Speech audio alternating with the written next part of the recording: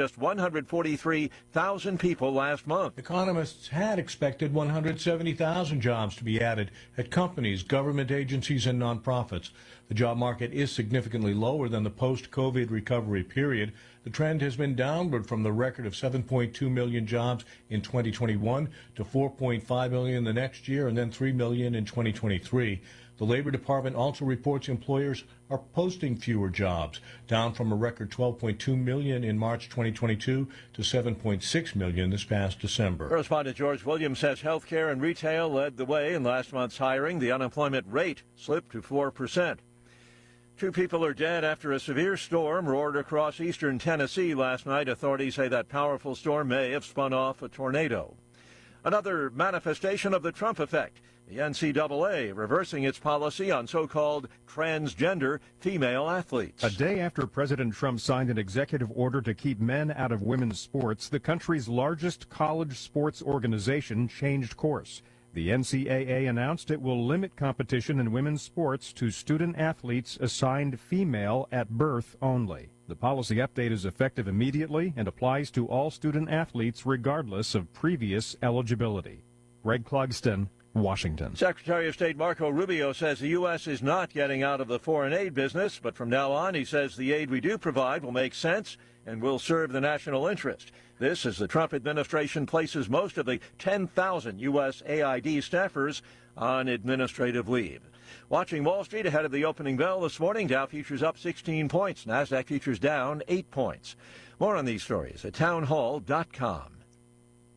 Heard me talk about Relief Factor and how so many people enjoy a better, more pain-free life because of it. If you're dealing with everyday pain, it makes sense you'd want to try it first. Well, Relief Factor makes that pretty pain-free too with their 3-week quick start kit for only $19.95, less than $1 a day. Relief Factor is a daily supplement that fights pain naturally. Relief Factor doesn't just mask pain temporarily, it helps reduce or eliminate pain. Visit relieffactor.com or call 1-800-4RELIEF, 800-4RELIEF for Relief Factor. Hi, this is Rhett Rasmussen of BestHotGrill.com. We make the amazing Solaire infrared gas grills that are built to last and will consistently deliver better than restaurant grilled food. The Solaire infrared burner heats up to 1,000 degrees in just 3 minutes, even in the dead of winter. The high heat locks in the juices and flavor and grills food faster. Learn more about these fantastic USA-made grills at BestHotGrill.com. Solaire hot, fast grills at BestHotGrill.com. A California judge has sentenced L.A. Dodgers superstar Shohei Ohtani's former interpreter to 4+ years in prison for bank and tax fraud, and he has to pay millions in restitution to his former boss. Ippei Mizuhara sat motionless in a court as the judge read out the sentence. His lawyer had tried one more time to ask for leniency, arguing his client was under significant financial stress and suffering from a gambling addiction when he stole from the baseball player. Mr. Mizuhara apologized. He said his actions would affect him for the rest of his life. But the prosecution said the interpreter had taken advantage of Shohei Ohtani by lying, cheating, and stealing. They said his behavior was shameless. The BBC's Samantha Granville. The UK government announcing plans to dismantle the remains of London's Grenfell Tower. The announcement comes almost 8 years after the deadliest fire in Britain since World War II swept through the high-rise apartment building, killing 72 people. Breaking news and analysis at townhall.com. California's governor looking to jumpstart a requirement that houses be more fire-resistant. The rules require homeowners in high-risk areas to clear combustible materials, like dead plants and wooden furniture, from within 5 feet of their homes. The regulations were signed into law in 2020 and were originally intended to take effect in 2023, but they still haven't been written. Experts say having that 5-foot rule in place could have made a difference for some in the deadly January wildfires around Los Angeles. I'm Ben Thomas. A New Hampshire man has become the second person known to be living with a pig kidney. Massachusetts General Hospital says Tim Andrews recovered sufficiently after the January 25th transplant to leave the hospital a week later. Andrews calls himself a new man, free from 2 years of dialysis. He's the first of 3 patients in a Mass General pilot study of pig kidneys. More on these stories at townhall.com.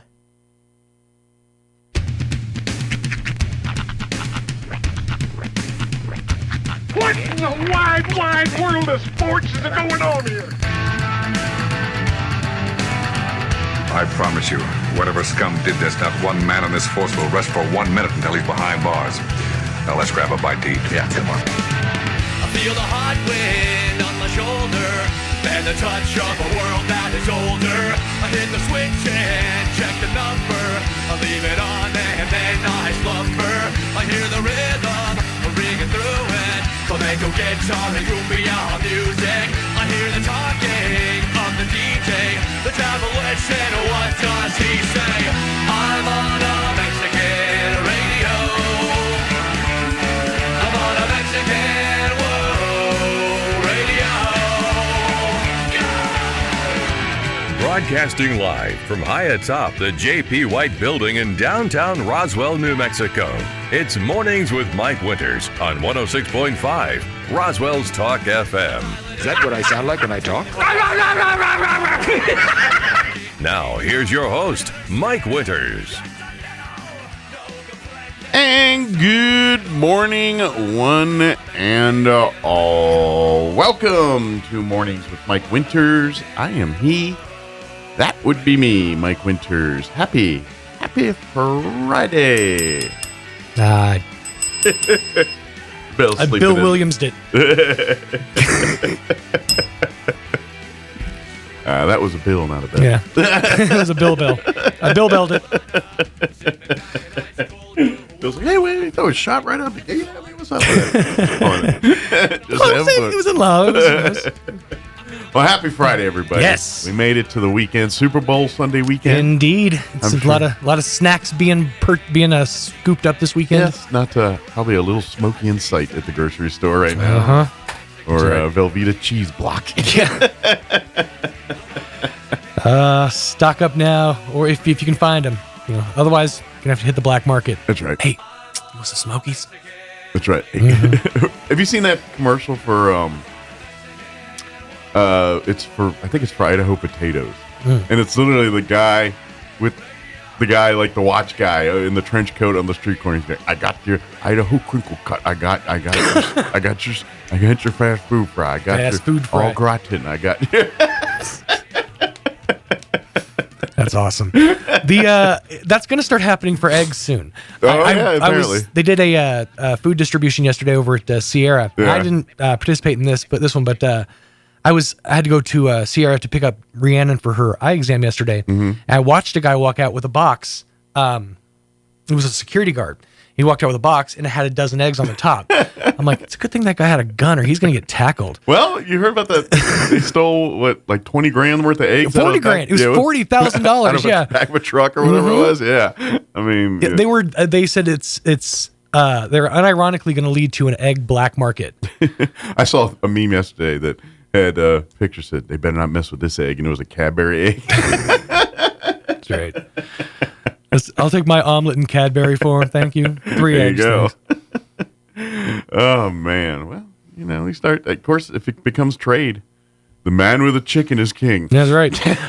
Actually, I guess from what I understand, restaurants, certain chefs are turning to liquid eggs because there are a better supply of liquid eggs than there are. They better not charge more for no liquid egg.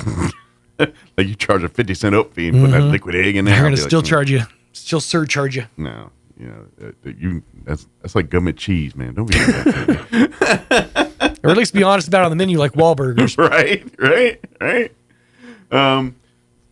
So of course, Super Bowl this weekend. Last night they had the NFL honors, where they announced the MVPs. Josh Allen won MVP. Of course, Jaden Daniels won Rookie of the Year. That wasn't even close when they showed the voting. I think I don't know how but 50 people voted, and he got 49 out of 50 first place votes. Holy mackerel! So one guy voted for the tight end for the Rams, Bowers, and it was like, voted for that guy for first place. Maybe I shouldn't give him a vote next year. But anyway, it was kind of funny. But of course, I was a little surprised the Vikings head coach got Coach of the Year. I mean, not that he didn't do a bad job. He did great.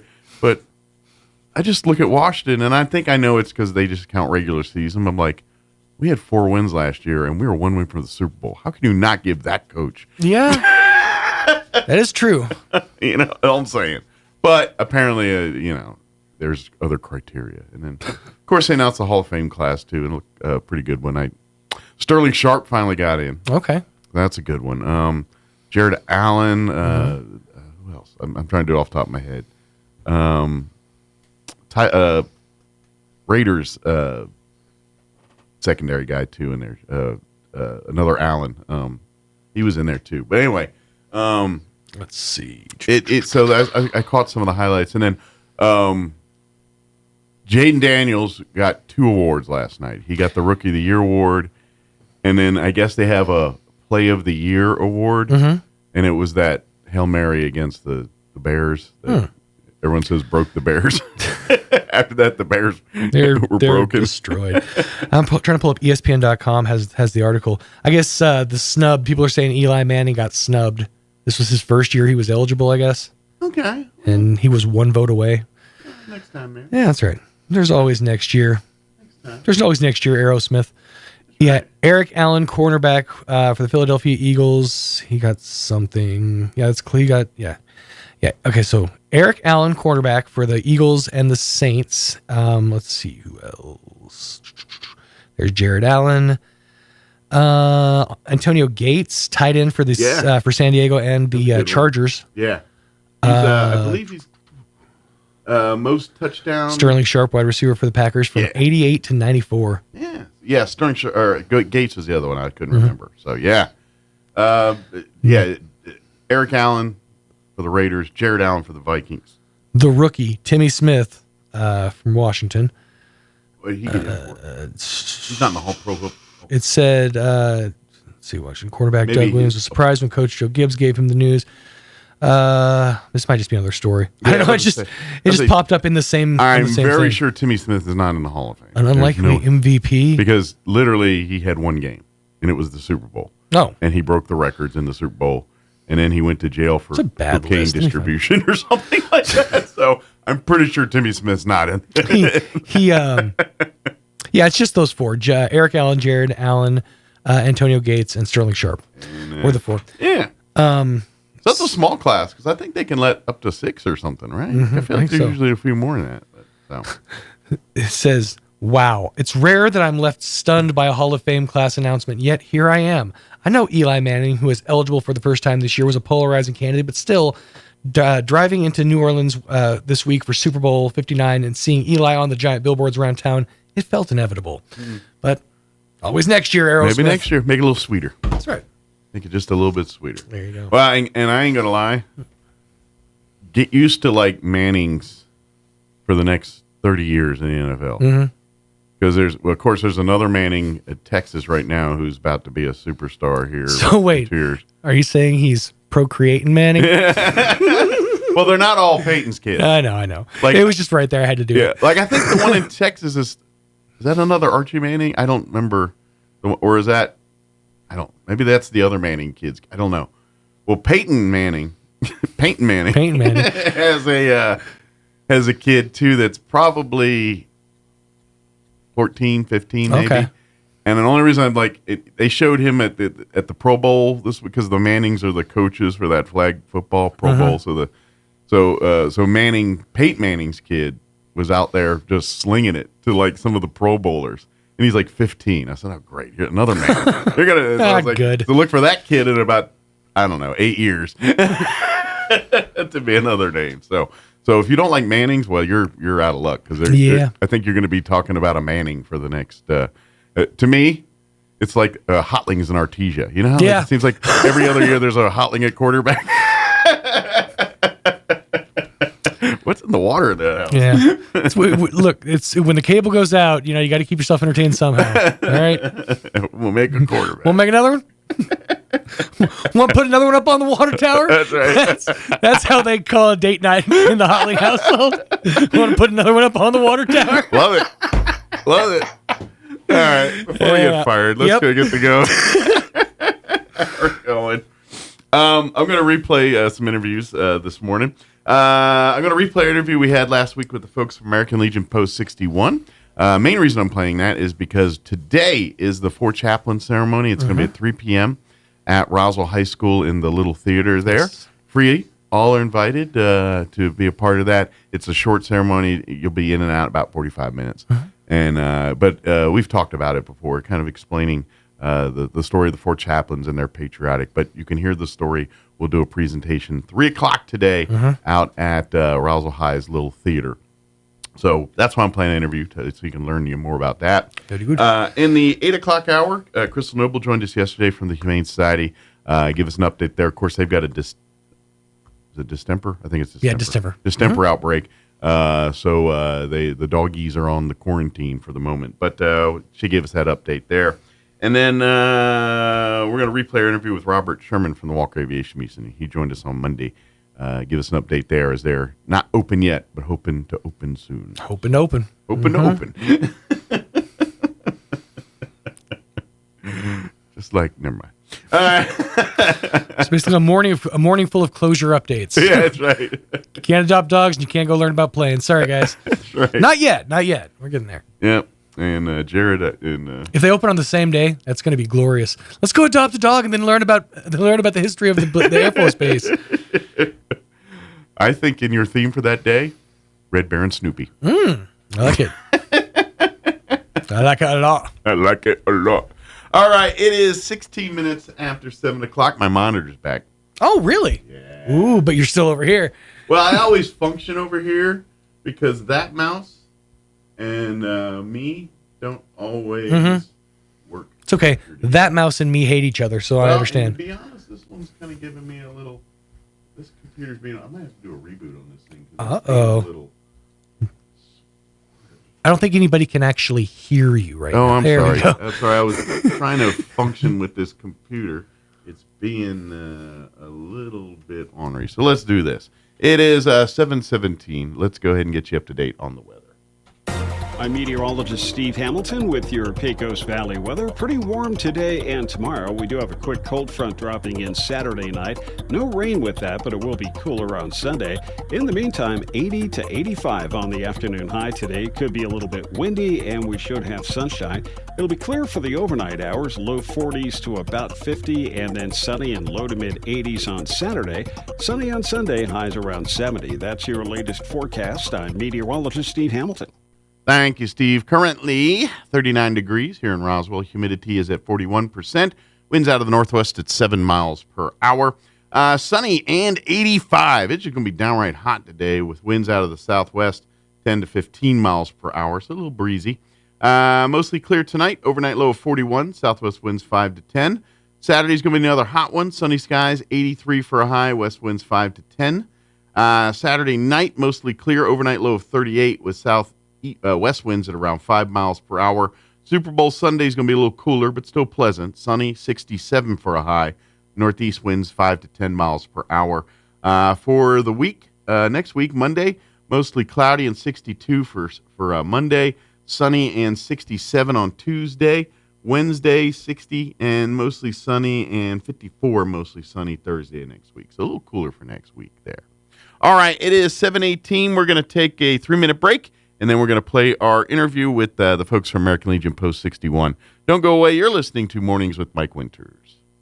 Are you ready to succeed? At ENMU Roswell, they cater to your educational needs. Their dedicated facilities and faculties provide you with an exceptional learning experience. From academic programs to behavioral sciences, business, health education, or technical education, ENMU Roswell offers a wide variety of certifications and degree programs designed to take your education and experience to the next level. Register now on campus or online at roswell.enmu.edu. Eastern New Mexico University, Roswell. Success starts here. At Martin's Capital Cafe, come in and enjoy a delicious variety for breakfast, lunch, or dinner. Try our burritos, huevos rancheros, asado, chorizo, sausage, flantas, fajitas, chili rellenos, quesadillas, enchiladas, sopapillas, and don't forget their award-winning green chili cheeseburger and so much more. Everything is prepared with the finest and freshest ingredients. Martin's Capital Cafe.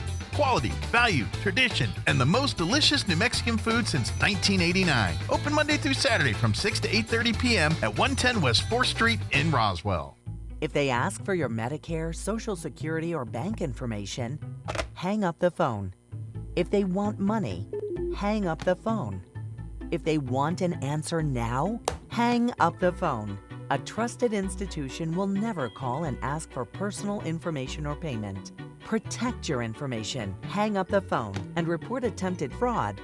Learn more or report at aging.nm.gov/fraud. Sponsored by this station and the NMBA. In the Bible, in the book of Hebrews chapter 11, the writer gives glimpses into the great faith of many of the Old Testament Bible characters. Some you've heard of, like Moses, David, and Noah, and some you may not have, like Enoch, Gideon, and Barak. These characters exhibited great faith, but what is also good to understand is that their stories also show their doubts and their failures. In the Bible, God doesn't sugarcoat the sins and missteps of those He chooses to use for great things. Over the next few weeks, we'll be studying some of those great characters. We will learn from their successes as they follow where God is leading them, but then we'll also learn from their failures. The biggest lesson we'll learn is that God can use us all, no matter where we are, no matter if we feel adequate or not, no matter what we have done in the past. God can and will use us for His glory because it isn't just about our strength. It's about God's perfect power and love. We just have to allow Him to use it. Join us at the Country Club Road Church of Christ for worship at 10 a.m. on Sunday, located on the corner of Country Club and Washington in Roswell. The 4-3A district season is underway for your NMMI Colt basketball team. This Friday night, the Tularosa Wildcats pay a visit to Roswell with their 15-5 overall record and their number 6 ranking in 3A boys basketball. Can the Colts knock off the Wildcats and improve their chance of getting into the state tournament? Find out Friday night at Cahoon Armory in Roswell. Attend in person or watch KSVPTV.com or KSVP TV on YouTube. NMMI Colt basketball. It's awesome. Here's a Mornings with Mike Winters fun fact. The ball on top of a flagpole is called a truck. Mess with your friends today by pointing at a flagpole and say, "Hey, check out the truck on top of that flagpole." Here's Mike Winters. Joining us in...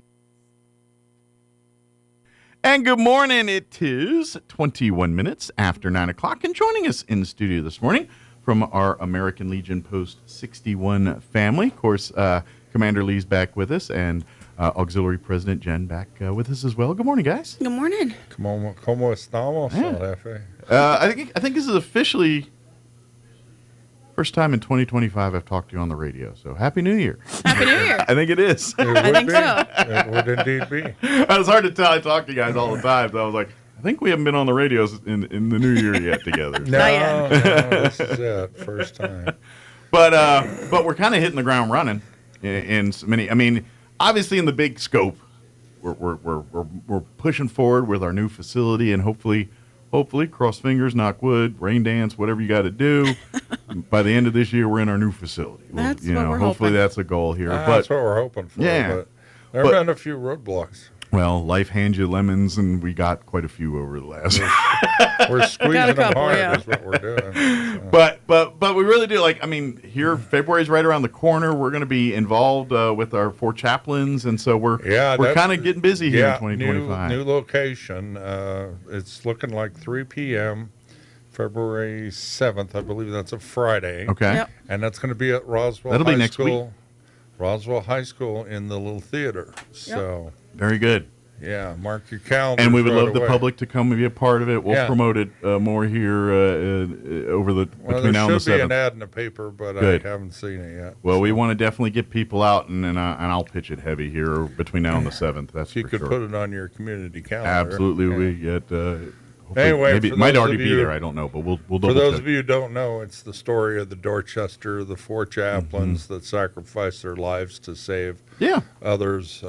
It became a big deal. They tried to give them the Congressional Medal of Honor, but they couldn't do it because it wasn't officially in combat. So it Congress was a technicality, basically. A special one-time medal that has the same weight as the CMH, and gave it to them posthumously. Put it this way, it's one of those things that, it's an amazing story when you hear it. You go through the whole emotions of, proud, happy, sad, the whole thing. It'd make a great movie. But when they made a movie out of it, apparently. Did they really? I've never seen it. Well, nice. You got to get Matthew McConaughey in it or something like that. Oh yeah, some big name. Not have a bunch of no names. But I get Colin Firth or something. Yeah, but when you think about it, it's these 4 men were chaplains. Yeah. They are in war. The the non-combatants, the people that inspire. The unarmed guy that run in the bullets. They're right there with the medics. The medics are patching wounds. The chaplains are patching souls. Yeah, really, and for them to make the ultimate sacrifice, and that's exactly what they did. I mean, and it was a choice on their part. At the beginning of the story, they thought maybe they're going to get off with the boat, but by the end of it, it was very, very clear, and towards the middle, it was looking very, very clear, and that didn't stop any of them. Right. And that's why we celebrate these four men, and that's why we share this story for these four men, because at the end of the day, it is the ultimate celebration of the human spirit. Yeah. Well, and that's even what it's in the about. story, there's a portion in which the one chaplain, his father tells him, "What are you, nuts? You're going to go into war, but you're going to go without the weapon." And another portion of it, where they talk about, well, the rabbi didn't call out for a Jew, and the Catholic didn't call out for a Catholic. They just or a Democrat or Republican, for that matter, in our today's world. Yeah. But the thing is, they just handed it to the next person in line, and they knew they weren't going to make it out. Yeah. And they just kept going. They gave up their spots in the lifeboats so others could have it. And they kept everybody's spirits going and all that right up to the very end. And I really hope that as people hear the story for the first time, especially, I mean, come and hear it again, please. But for the first time, I mean, because I really I hope people reflect and think about, like, if I was that person, how would I react? How would I, and look at it? Like, I've thought about if that. I was one of those if I was one of those four men on that boat, would I be able to do what they do? And on the surface, I'd like to say I would. Yeah. But would I? And it's hard to say unless you're in it. I don't think you ever know until you're in a situation like that how you're going to react. And these guys basically paid the ultimate price and passed the test. It's what they did. I'm kind of lucky. I was on a combat crew in the Air Force, but I never saw combat. Mm-hmm. So, I mean, I don't claim to be a combat veteran because I never I'm was kind of in the same combat. thing. I'm combat adjacent. I do know that when after my term in service, I did get shot out a couple of times, and I reacted differently, but not with cowardice. But I mean, one time I laughed. Right. And it was just so ridiculous. I was being shot at for this stupid reason. Right. And all my experiences were not direct, not the gun to the face type moment or any of those. It was always the stuff like in Italy, for instance, some lunatic tried to bomb Tent City. Yeah. I was in Tent City, but it was all discovered before anything bad happened. Mine was that kind of thing. Gotcha. It wasn't like the guy waving the gun at your face. It was that kind of, you're just in that didn't in a bad happen place. to me until after service. Yeah, and so and most of the time I didn't even learn I was in danger till all of it was over with. So Which I suppose is a good way to learn about it. So it's kind of I can't relate in some of that kind of stuff. I mean, it's adjacent. Again, it's like I was there, and at the end of the day, I did things that ultimately people lost their lives over. I know. I loaded bombs that didn't come home, and those killed people. I'm like aware to of get that. into that at all, but that's the job, and that's what I do, and that's I have no qualms over that. There were decisions made. That Right, I don't lots think of a certain people kind of way. died, Yeah, I don't think I can't do that. If In I did, I'd fact, go crazy. At the time that you make the decisions, you can't think about that because then you're not doing your job. Mm-hmm. Exactly. And I would even want to offer this a little bit, and this is why veterans are the way veterans are. You do things like we're just talking about here. How do you process that? How do you cope with that in your own brain? Some humans handle it a bit better. You have to process it later. Sure. And that's why you can't do it at the time because more people will die if you don't make a decision. Sure.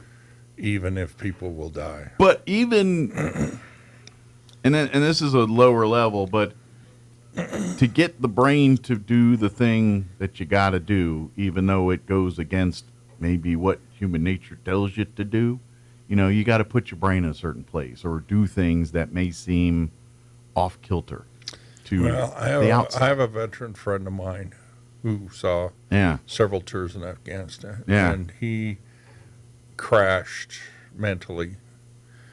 He's still having trouble to this very day. Sure. And I talked to him, and I told him, you don't have to tell me what you did, because I know what you did. Right. And it takes a lot of pressure off, and the fact that I may not have done what he did, but I didn't have to. Sure. Because I did it from 30,000 feet. I didn't do it from 3 feet away. It's a different animal. You're absolutely right. Yeah, but at the same time, and when you put your head down on the pillow at night, you think about these kind of things. But this is why we talk about, and when we deal with veterans and PTSD, and say keep an eye on them, but doing it, and this is why when we talk about veterans, because at the end of the day, sometimes the things that's toiling through there, you want to try to fathom it, you want to try to relate, but unless you've stepped in that pile yourself, you can't. And the problem is, it took me several years even to start processing that, because I just put it all behind me, and I thought, it's stupid, and what are you thinking, and what are you doing, and all that stuff. But several years later, you see news reports, you see after action reports of like what your unit did or something like that, and you're back there. You're thinking about what you were doing, what you were going through, the machinations, but we have the luxury on this side of the page to see what the aftermath was. Sure. At the moment when we were going through these exercises, you don't know what the after action is immediately. If at all, you don't really get the follow-up to know what was the result, because we weren't really there, we weren't really doing anything there, right? Right. Because we weren't actually there, right? Right, yeah, exactly. And, but when you read it in the newspaper, you get both sides. You get this is what this unit did or whatever, but this is the result. And you start thinking about that, and you say, well, when I was in the service, this is the decisions that we made, but I didn't know what the aftermath was, what the fallout was. So a lot of times my brain will skip over those stories. Well, and I'm not going to philosophize about military ideology and all that, but in the big scope of things, I'm sure that's by design. That's when it comes to OPSECs and all these other things, they have to train you to detach. And sometimes the way they build you to know what you know, and that's what you know. And you don't need to know about the other thing until you get to another place, and then we'll get you there. But you know what I mean? It's that kind of, what the left hand's doing and the right hand doing. They may not know it yet, but they got and the military, they do that by design. If you don't need to know, then there's less risk of it leaking out there. It's called compartmentalization. Yeah, and so a lot of that is what's going on there too. And then as a piece in the cog, you don't see the big picture till afterwards when you read the newspaper. And I think that also it's for security purposes, but I'm sure it's also for just the well-being and the ability of those doing it to be able to do it. And I don't care what you did in the military, what branch of the military you served in. You can relate to this, because every is the OPSEC thing.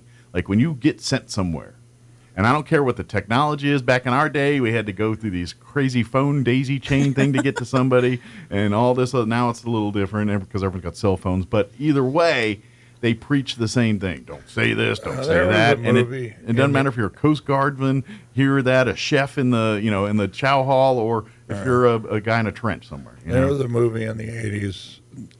I'd say the name of it, but it doesn't really make any difference. But there was a line in the movie that at the time I just glossed over. It didn't make any sense to me really. But the guy tells him what the result of his mission was. And his response was, "You think I want to know that?" Yeah.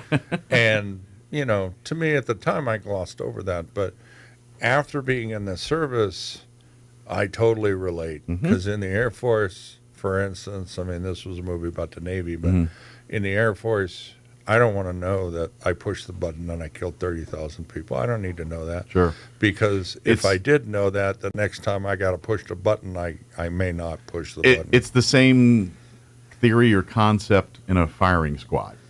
Whereas only one guy has the bullet, the rest have blanks. So in theory, you can rationalize that you didn't kill anybody. Right. Because no one knows who had the bullet.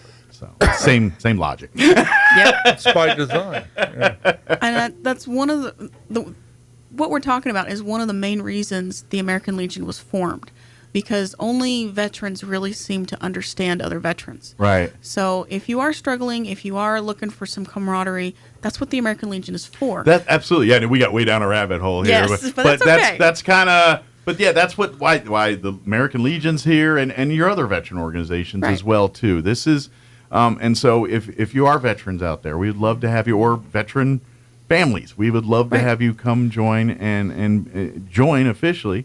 But I would even offer this out. Even if maybe you don't have a Legionnaire or that lineage, but you still want to get involved. There's many ways to come and be a part. We are a service organization, and we serve the community. Right, and you don't have to be a member to help us. Absolutely. Yes, a large portion of our service does gear towards veterans, because that is our mission statement is part of that. But equally in our service is just the community. We help the kids and the community scouting, at large. Through donations and whatever it is, to various other charities, the holidays and things. We're always trying to get food or needs to the refuges and the various other great charities in town too. So that's really what our Legion post is about. That's what we do. We said 100 times, we're in the middle of building a new facility. We're not going to have a bar in it. It's going to be a social place, but not a drinking place per se. It is, and to be honest, we're trying to look to the future of Legion. If I know, depending on your age, you have a certain image of a Legion or VFW or any of these. It's the bar, a bunch of old crotchety dudes sitting on bar stools, drinking beer and curmudgeonly talking about life. Yeah, that's the past. That's the old. That's American Legions. Let's just face it. Today's veterans aren't all in their 60s and 70s and gray-haired, and we have kids that are in their late 20s and 30s that are now your grizzled veterans. Right. And that's not their thing, man. Yeah. They'd rather hop on the Xbox and play with somebody over and they're a different generation. They're into different things. And so you're going to see Legion nationally, already has, but you're going to see in especially smaller places where, time change happens slowly. Yeah, it's an interesting phenomenon that's been happening in the American Legion over the last few years. Previously, the bar was the big deal. Mm-hmm. I mean, it was one of the goals because it's a great fundraiser. It's true, but it also has its own problems. So a lot of posts across the country have decided, even if they had a bar previously, they're getting rid of them. Sure, they're going or making a much smaller portion of their image. So exactly, to speak. Yeah. They're changing their image and they're refocusing on things that are American Legion as opposed to the bar. Absolutely. So please, if this sounds more like you're thinking, or we would love to have you come. And we're be a part working of on it. getting our scouts back going. Yeah, the lack of facility makes that very difficult to kind of reestablish our troops. We still sponsor, but as far as our Hub Pack and things like that, we can't provide a meeting space at the moment. We're working on this stuff. But no, we're going to be meeting at the Chamber of Commerce, but we just renewed Pack 61 and Troop 2. So we're getting them. Troop 2 is changing a bit. They have a new scoutmaster. Good. I talked to Dave Hine yesterday. He's having complications. How's he doing? He's had some medical stuff. He's having complications after his heart attack. That's unfortunate. I think he said something about rhabdo or something like that. But the point being, it's going to be a while before he gets back on his feet. He's currently in Texas visiting his grandchildren and stuff, and so he's reconnecting with family. But let's get him healthy and back on his feet. That's the important. And that's his from goal. what Conquistador told me, that building that got destroyed in the flood, the city actually did have insurance on that building. Nice. But how much they won't disclose. Well, there was a whole dispute on who even owned the building. Yeah, that's true. They're now talking that scout hut's going to cost between $80,000 and $100,000 to rebuild, and that's just a little teeny tiny building. But it is used. It's a utilized facility. It is. Yeah. So it's been broken into several times. The need is there, whether it's that thing or something else. We needed to replace the roof because it was leaking, and they could only operate the heater with the doors open on both sides because they didn't want to asphyxiate the kids. It was one of those buildings that borderlines on historical but leans towards ghetto. If that Yes, I see your point. The point being, we're actively involved in trying to replace that facility. Right. But PAC 61 will be meeting at the Roswell Chamber of Commerce. Yeah. We're not sure what night it's going to be. It's either going to be Wednesdays evenings, or it may possibly be Saturday mornings. It's going to kind of depend on a lot of factors. But we got a few other pieces to put in place before we're ready to have a lock that stuff co-master, down. and she's going through the training process right now. And she's very excited. She was a teacher for a little while. So she's going to be down. She's already got ideas. March 1st and March 2nd, they have a training down in Carlsbad, and she's already agreed to attend that. So, but she wants to do camping, and that seems to be her primary focus. And I know that I talked to Joy the other night, and she said that her kids would come back because all they want to do is go camping, and that's what scouting's about. Can't blame them. I want to go camping too. On the agenda, that's what scouting's about. They're back, and then the other kids, a lot of them dispersed to other units because the Cub Master that we had, he worked full time and he wasn't able to do much. Commit. Yeah, I get you. And he was hired as a temporary fill-in anyway. Sure. But he did what he could with the time he had. Exactly. And he moved on in the middle of the night, and next thing I knew, we didn't have any scouts anymore. But and that's not an uncommon story in scouting. That's usually one thing happens and it kind of knocks down It's a volunteer-run organization. So. Knocks over the dominoes. But for the rest we're going to of build it back, and we're going to do it better than ever, because now that we've got someone that is interested in the fun activities, I think that will organically grow our scouts. All I know is you start with camping. That's a pretty good way to start it out. If you do that, that'll dangle a good carrot. So my understanding is they're going to meet with the principal of Military Heights first week of March to determine when February, we can start. February. You're right. Yeah. 1st of February, they're going to meet with the Military Heights principal to target those kids, and then we will meet with Military Heights in their classrooms some morning, probably next month, and we will start meeting probably by the end of February is what I'm thinking. Sounds like a plan. Yeah. That's good stuff. Good stuff here. But in the meantime, mark February 7th on your calendars for chaplain ceremony at the Roswell High School there in the little gym, I think is what they call it, right? Or what do they call it? Little theater. Little theater, that's it. I'm sorry. The Roswell, the high school, not the Roswell. other. Not the Roswell theater. High School. Yeah, the little theater at Roswell High. Right. Not the one next to the movie theater. Got to be clear in this. Exactly.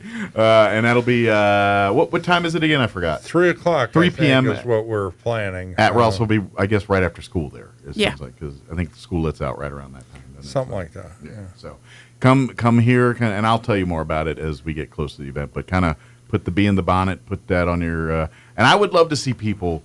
You know, I'm so thankful to people that do come, but you know, we did it at First United for many years, and that's a beautiful place to do it. But we kind of were like swallowed up in that facility there. It was, yeah. And so I would love to see a building full of people saying this. It would be really nice. You know, a smaller building, but I just want to see it full of people. Please come and see it.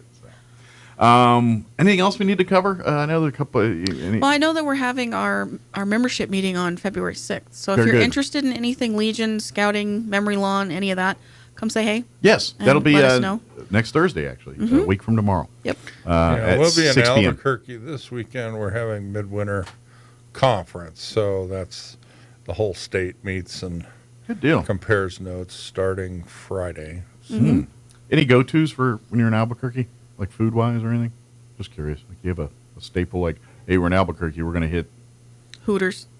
They have great chicken. Is it Hooters for you? Yeah. Nice. Yep. Not the answer I was expecting. All right. I thought maybe Lee might throw out a Hooters, but not Jen. We don't go for the service. We go for the food. I know. Yeah.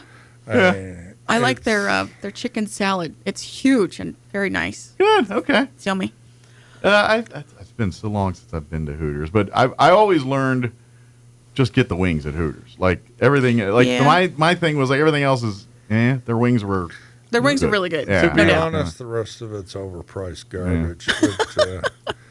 But, the wings are good as long as you get a decent sauce. I mean, if you get mild or naked wings, it's not worth it. But if you get something spicy, it's good. My wife and I's go-to for Albuquerque is Wex. Oh, what's we that always one? hit a Wex. They're a breakfast lunch place. Okay. It's a chain. There's like 6 of them in Albuquerque. WECKS. They're usually pretty busy. Is it like American food? Or? Oh yeah, it's they do breakfast burritos, and we ate there once. They have big portions. Okay. Long time ago. To be honest, I always gotten their breakfast. I don't think I've ever gotten a lunch fare. It looks good and all this, but I either get their burritos or I'll get one of their. I know we went there once on your recommendation. Eggs Benedict. It's kind of one of my. Well, I don't remember it, so I guess we'll have to go again. And everything's big. Like if you can't finish their food, it's just usually too much. Yeah, food. I remember the building too. It was pretty wide and laid out. Yeah, well, there's chain. There's like 6 or 7 of them in the Albuquerque area, and they're all. It's a diner style. It is. Yeah. Last time we were there, I actually went to Chili's. I think it was Chipotle. Okay. Yeah, I love their burritos. Yeah. Yeah, I'll hit. I always like to go to places that we don't have in Roswell. Yeah. Or I don't think we have get. a Chipotle here. We do not. Yeah. Do not have Chipotle here. So, but now I can cross like Jersey Mike's off the list. We got that now. You know. Oh what yeah. I mean? Yep. And so, now, if we could just get an In-N-Out burger, we'll be in good shape. In-N-Out burger, yeah. Well, being from California, I'm not sure what the whole hoopla is about In-N-Out burger, but pretty much everybody I talk to outside of California thinks it's the greatest. I've had one. Yeah. The Albuquerque's getting one here in a year. Oh, are they? Yeah, they announced it it's gonna be like another year, but okay. But they announced, I want to say 6 months ago. Okay. Well, when it arrives, give it 6 months. In New Mexico, and I think it's Albuquerque they're getting one. Well, that would make sense. Well, here's the deal on that. Is that's almost like an East Coast West Coast thing. Yeah. The I can see burger that. thing, because traditionally, Californians, West Coast, they're all In-N-Out people. Yep. I'm from D.C. I'm from Maryland. I grew up there. Our condolences. I'm a Five Guys guy. We're the Five Guys. Condolences. Yeah, we're the Five Guys people. Yeah. I prefer Five Guys to In-N-Out. In-N-Out is fine.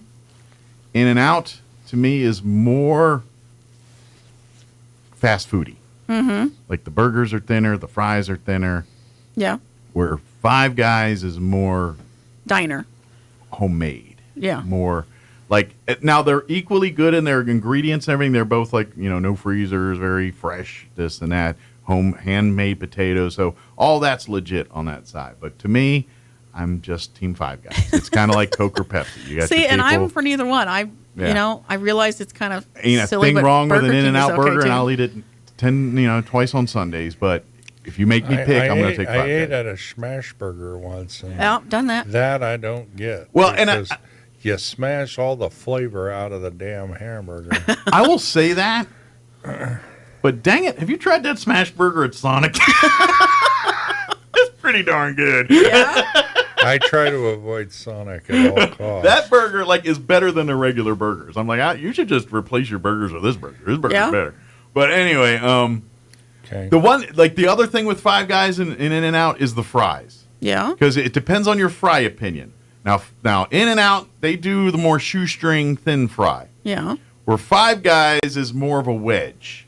Okay. But it's not a wedge. It's a fry, but the skin's on it. It's natural See, cut. I like somewhere in between. But they cook it properly. It's not, because a lot of times people do that and they don't cook it enough, so it's kind There's of. nothing wrong with Texas fries. But here's the other thing too: is Five Guys, they give you a lot of fries. Steak fries. Never, ever, ever order large fries from Five Guys unless you're feeding 4 people. Because that's what you can do with a large fry. No, nice. Literally, they put the regular fry or small fry.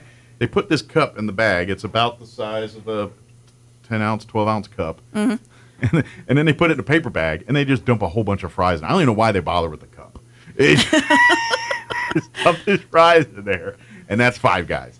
And they do this deal. They do the bit where when you come in, they'll tell you where the potatoes are from. Like you walk in, there's a sign like, today's potatoes come from Butt Scratch, Idaho. And they'll tell you.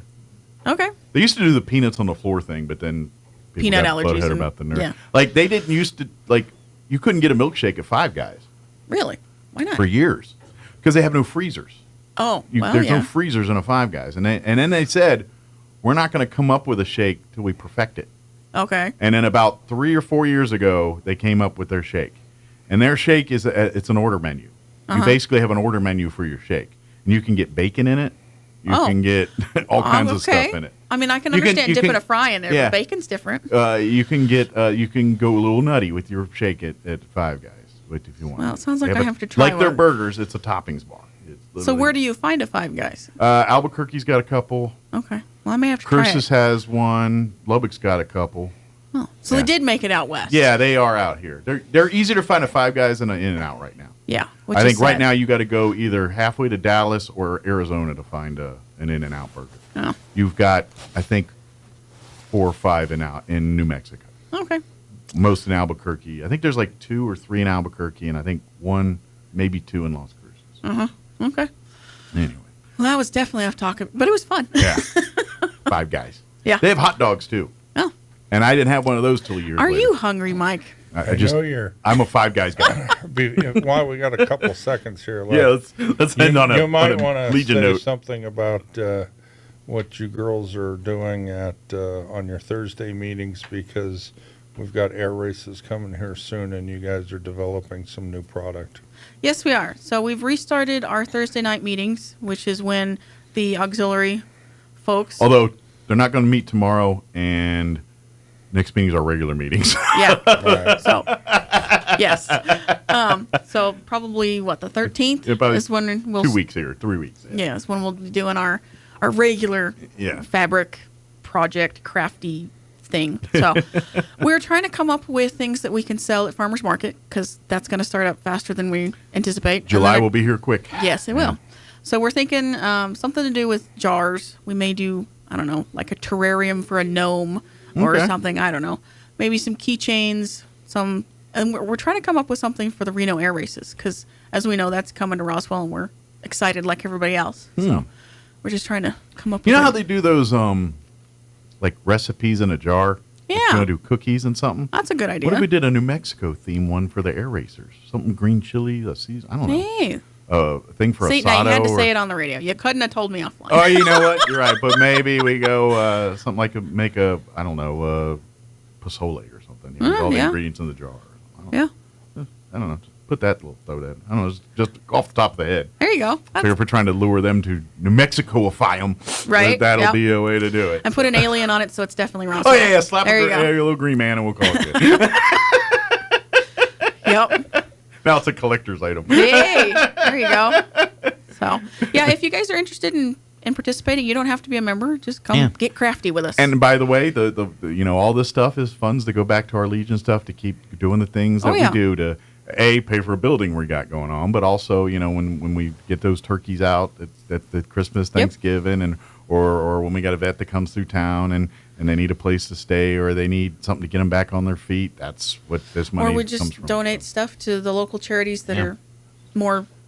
Things like the charity bears. Yep. We you need know, to for make the some more of sheriff those, too. departments I think and the things. sheriff needs some more. The money goes to pay for those things. And if you're not familiar with that, that's a project that the Legion Auxiliary does, where they make little stuffed bears and things to give to law enforcement, first responders, They keep them in the backs of their vehicles when they come across domestic violence or unsavory situations and they got kids involved. They can use these as tools to kind of give the kid a little calm in the sea of crap at the moment. So Yep. It's very, and it's a nice icebreaker for the adults too, because if the kids are happier and calmer, the adults are a little bit. So it makes things go smoother for everybody. Allows the discussion to find out what actually happened, so they can serve justice. Right. Exactly. But that's on Thursday nights. Go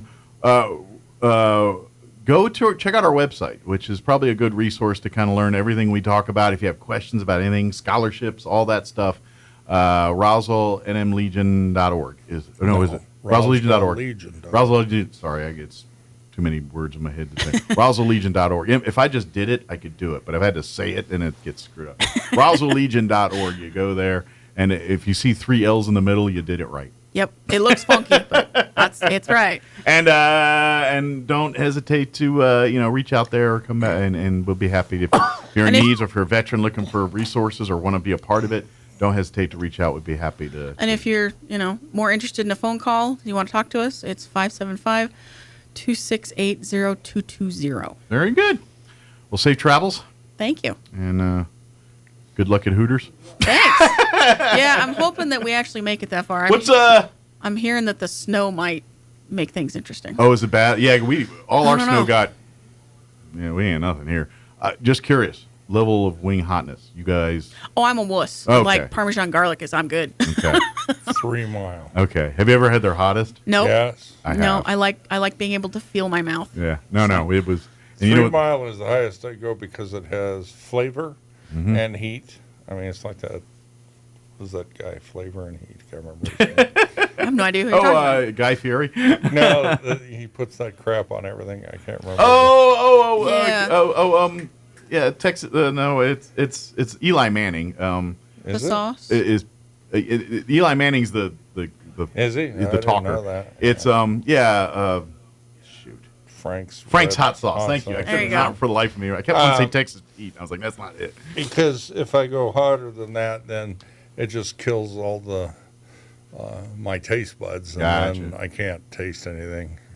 It's kind of like painkillers, because you're still doing damage, but you can't feel it anymore. Sure. Well, good tip if you want to mess with a guy, get him to get those wings, and then when they insist on the pitcher of water next to him, put a lot of salt in it. It's fun. Watch the comedy ensues after you do. Oh. Oh yeah, we had a whole wings bit one time. Of course, it's military. Bunch of dudes. I was wondering if that was the case. Yeah, that sounded like a military story. But mess with the guys and just taint his water. Whenever you're dealing with any kind of capsation, water's a really fun thing to add. Yes. Yeah. By the way, ask for milk. It's way better. Yeah. Milk actually helps. Or yogurt or even cheese. Milk will kill the heat, but the water will spread it. Yeah, water makes it worse. But milk is the way to go. So, but if they do ask for a pitcher of water, put copious amounts of salt. Well, it not only works, it tastes like crap. So it's really fun. Thank you, guys. Thanks, Mike. It's been an interesting You realize that hazing is illegal now, right? It's not hazing. It's hanging with the boys. Yeah, there you go. Sure.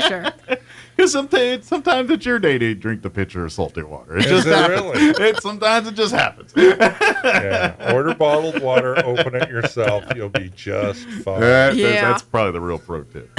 Thank you, guys. 9:57. Let's take a quick break before they kick me off the radio. Don't go away. You're listening to Mornings with Mike Winters. Of Roswell Police, a Brittany alert is a notification about a missing person who has a developmental disability and whose health or safety is believed to be at risk if not found. Gary Shute is 17 years old. You can see Shute's picture on the RPD Facebook page. Shute was last seen February 4th at about 11:30 a.m. at Goddard High School. He was leaving the campus on foot at the time. If you know where 17-year-old Gary Shute is, please call RPD at 575-624-6500. Eddy County leaders say they're worried that landowner rights may be violated if a federal project moves forward. That project would set aside areas of the U.S., including in southeast New Mexico, for the development of electricity transmission projects. The Eddy County Commissioners Tuesday voted unanimously to approve a resolution demanding input on the project. Last year, the U.S. Department of Energy proposed creating the National Interest Electric Transmission Corridor, which are areas in the country where the Energy Department determines electrical transmission is lacking and needs federal support. You're up to date. I'm Jared Sorello. Your home for Sean Hannity in Roswell. 106.5 Roswell's Talk FM, KEND, Roswell, New Mexico. And it is closing in on 8 o'clock. Town Hall News is coming up next. We'll be back on the other side of news. Don't go away. You're listening to 106.5 Roswell's Talk FM, KEND, Roswell, New Mexico. We'll be back. Don't go away. News this hour from townhall.com. I'm Rich Thomason. Iran's supreme leader is throwing cold water on the idea of nuclear talks with the U.S., something hinted at by President Trump. Ayatollah Ali Khamenei also suggested that there should be no negotiations with such a government, but stopped short of issuing a direct order not to engage with Washington. Khamenei's remarks to Air Force officers in Tehran on Friday appeared to contradict his own earlier remarks that opened the door to talks. The 85-year-old Khamenei always has carefully threaded his remarks about negotiating with the West. I'm Karen Shamas. The latest jobs report came up far short of what analysts were expecting. America's employers adding just 143,000 jobs last month, while the forecast was for 170,000 new jobs. The January unemployment rate slipped to 4%. Senate Republicans, over the protest of screaming Democrats and despite this week's overnight filibuster, have confirmed Russell Vought to head the Office of Management and Budget. Despite the dramatic gesture of an all-night and all-day non-stop Democrat marathon against Vought's nomination, there was nothing Democrats could do in the end to stop the Republican majority from advancing to a final confirmation vote. Democrats are furious that under President Trump, the White House last month issued and later rescinded a memo that called for a temporary freeze on payments for a number of federal assistance, loan, and grant programs. Bob Agnew reporting. A Boston federal judge has temporarily halted the Trump buyout program for federal workers. That same judge is holding a hearing today on a request from 18 states to block Mr. Trump's executive order ending birthright citizenship. Dublin will host Ireland's first NFL regular season game when the Pittsburgh Steelers play at Croke Park in 2025. Watching Wall Street, the Dow is up 31 points, the NASDAQ down 35. More on these stories at townhall.com. Here's an important message from the Diabetes Solution Center. Do you like pricking your fingers to test your blood sugar levels? No one does, but it's important to maintain your health. And now, by wearing a small remote device called a continuous glucose monitor, or CGM, you don't need to prick your fingers anymore. It's easy to use and helps you make more accurate diabetes treatment decisions. If you are testing your blood sugar 3 or more times daily, injecting insulin, or using an insulin pump, call the Diabetes Solution Center right now. And if you have Medicare or most major insurance coverage, you may be able to get a new CGM at little to no out-of-pocket cost. Shipping is free, and we'll even bill your insurance company for you. If you are testing your blood sugar 3 or more times daily, injecting insulin, or using an insulin pump, call the Diabetes Solution Center right now to learn how to end the painful finger sticks and get your own continuous glucose monitor, or CGM, at little to no out-of-pocket cost. Hong Kong will file a complaint against the latest U.S. tariffs on the city's products with the World Trade Organization. Its government has slammed the U.S. measures as grossly inconsistent with the relevant WTO rules, claiming they ignore the city's status as a separate customs territory. The U.S. imposed an additional 10% tariff on Chinese goods and ended a customs exception that allowed small value parcels to enter the U.S. without being taxed. The measures have already prompted China to request WTO dispute consultations with the U.S., announce retaliatory tariffs on select American imports, and an antitrust investigation of Google. Turkey has terminated the mission of Afghan diplomats who were appointed by Afghanistan's former pro-Western government. The outgoing team announced the move in a statement posted on X, saying it has handed over the embassy in Ankara to the Turkish Foreign Ministry. News and analysis at townhall.com. What's in a name? Plenty, according to the Boy Scouts of America, now to be known as Scouting America. President and CEO Roger Crone says it's time for a name change. It really allows us to kind of rebrand and reset. It's kind of nice to have some things that are new and fresh. The organization has been trying to move past claims filed by tens of thousands of mostly men who said they were abused as young scouts, and the 2020 bankruptcy filing that followed. It began allowing gay youth in 2013, ended a blanket ban on gay adult leaders in 2015, welcomed girls in the Cub Scouts in 2018, and the flagship Boy Scout program in 2019. I'm Donna Warder. The world-famous Westminster Kennel Club Dog Show is back for a 149th year, and it's back at New York's Madison Square Garden for the first time since early 2020. More on these stories, townhall.com.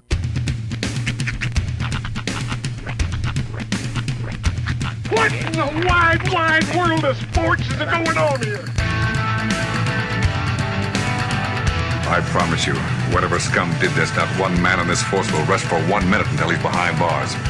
Now let's grab a bite to eat. Yeah, come on. I feel the hot wind on my shoulder and the touch of a world that is older. I hit the switch and check the number. I leave it on and then I slumber. I hear the rhythm ringing through it. Flamenco guitar and cumbia music. I hear the talking of the DJ. The travel listen, what does he say? I'm on a Mexican radio. I'm on a Mexican radio. Broadcasting live from high atop the J.P. White Building in downtown Roswell, New Mexico.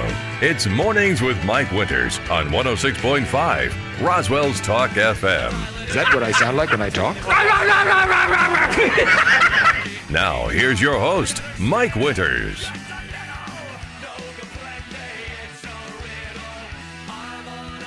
And good morning, one and all. Welcome to hour number 2. The Deuce. Of Mornings with Mike Winters, right here on 106.5 Roswell's Talk FM. Happy pre-Super Bowl weekend. Yes, indeed. The smell of barbecue sauce and wing and like buffalo sauces in the air. That's right.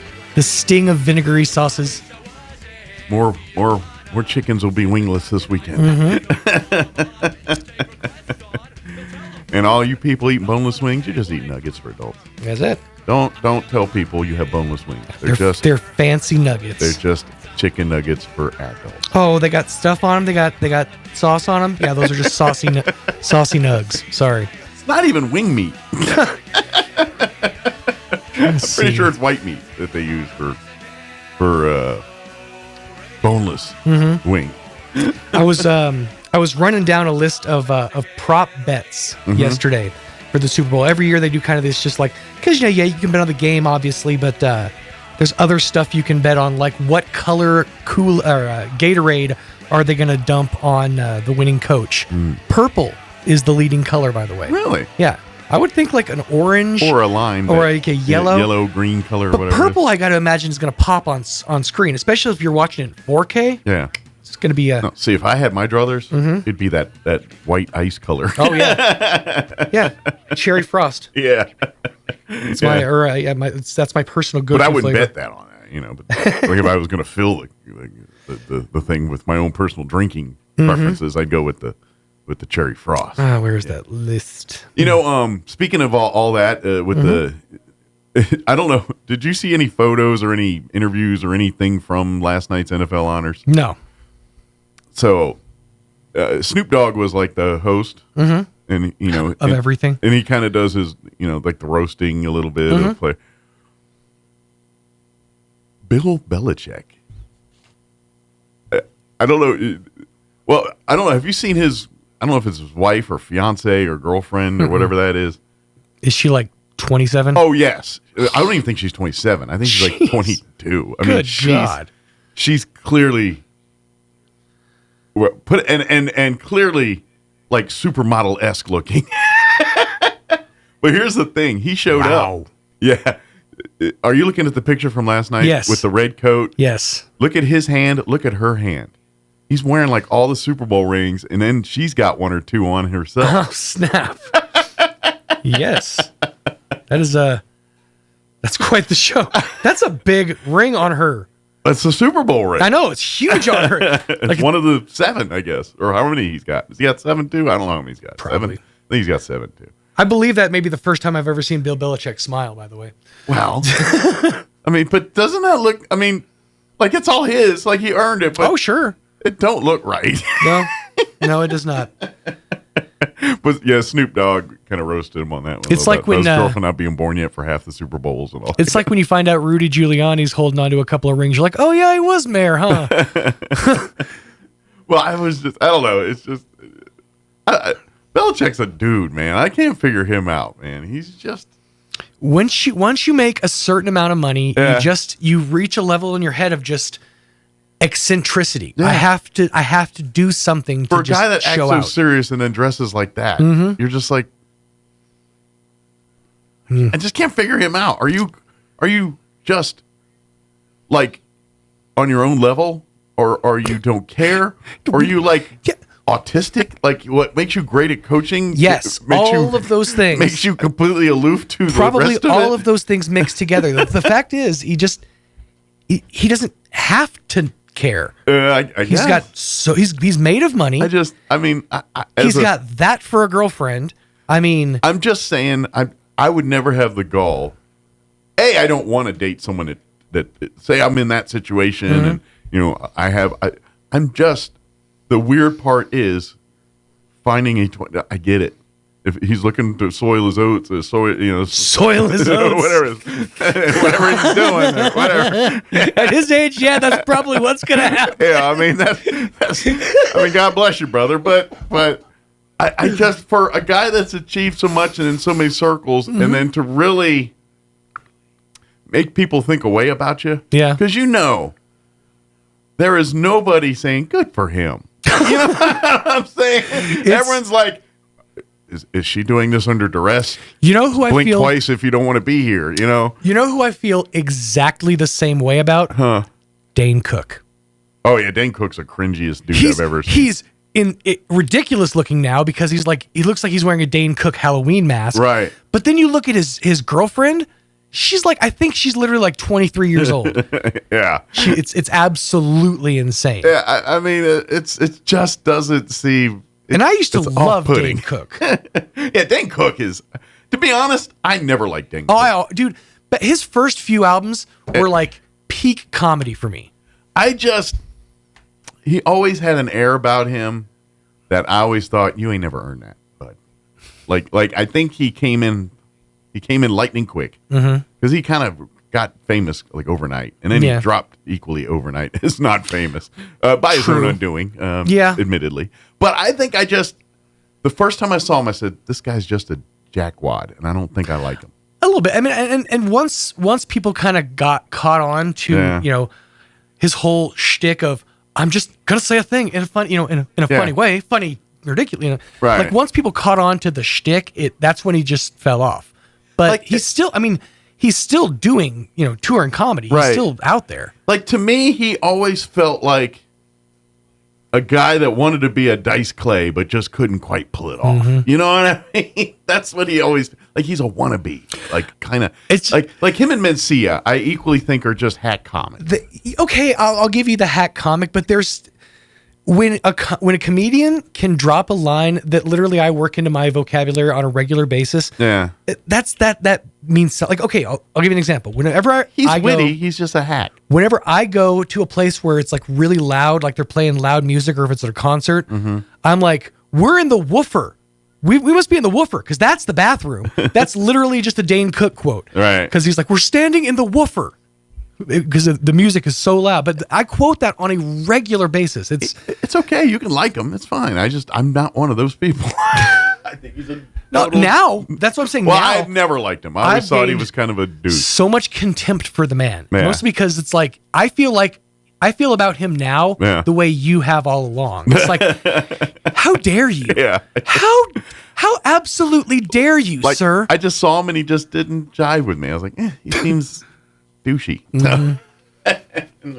I got proven right later on, that's all. Turns out. But yeah, that Belichick thing was a little off-putting for me. I'm just like, and I'm just like, I don't know. It's like people that you keep it on the DLs. All I'm saying, and he's like, nah. I gotta put on all my bling. I'm gonna put her in the skimpiest dress possible, and we're gonna parade in front of these 20-year-old athletes. What did Snoop have to say? Oh, it was something to the effect of she wasn't even alive for half the Super Bowls or something like that. Dang, Bill, you could have got one that was alive to see 9/11. Yeah, something to that effect. But it was. And the other thing that made me laugh in the clips I've been watching was because it's Super Bowl week. They do the rounds and all that, and so all the shows, whether it's Rich Eisen or Pat McAfee or whatever, they all get these same people. So I'm kind of seeing the clips, and of course Jade Daniels was there yesterday for the NFL honor, so he was doing his walk around, right? And so I've seen him on various shows. He was on Pat McAfee, but then I saw one he was on Rich Eisen, and apparently they paired him with Bert Kreischer. Him and Bert Kreischer together. Nice. And basically, Bert Kreischer's weirdly hitting on his mom, which I don't Did understand. he keep his shirt on the whole time? Bert had a shirt on there. But it was That's very impressive. man. Most people were like, shut up, Bert. Let Jalen talk, Right. And so Jaden, but one of the things that made me laugh, and now I'm not going to think of this name any other way. Somebody called Bert Kreischer in the comments Burnt Chrysler, and now I'm just going to call him Burnt Chrysler from now on. Burnt Chrysler. He pops up in the weirdest places. Like, he's really good friends with Jelly Roll. I can see that. Who just lost like 120 pounds, and there was a picture of Jelly Roll training for his next 5K. He has 5K with Bert Kreischer in the background. Was Bert training too? Dude, he's like weirdly athletic, Bert Kreischer. Yeah. He I've does seen like a little bit. Tough Mudders. He does ultra marathons.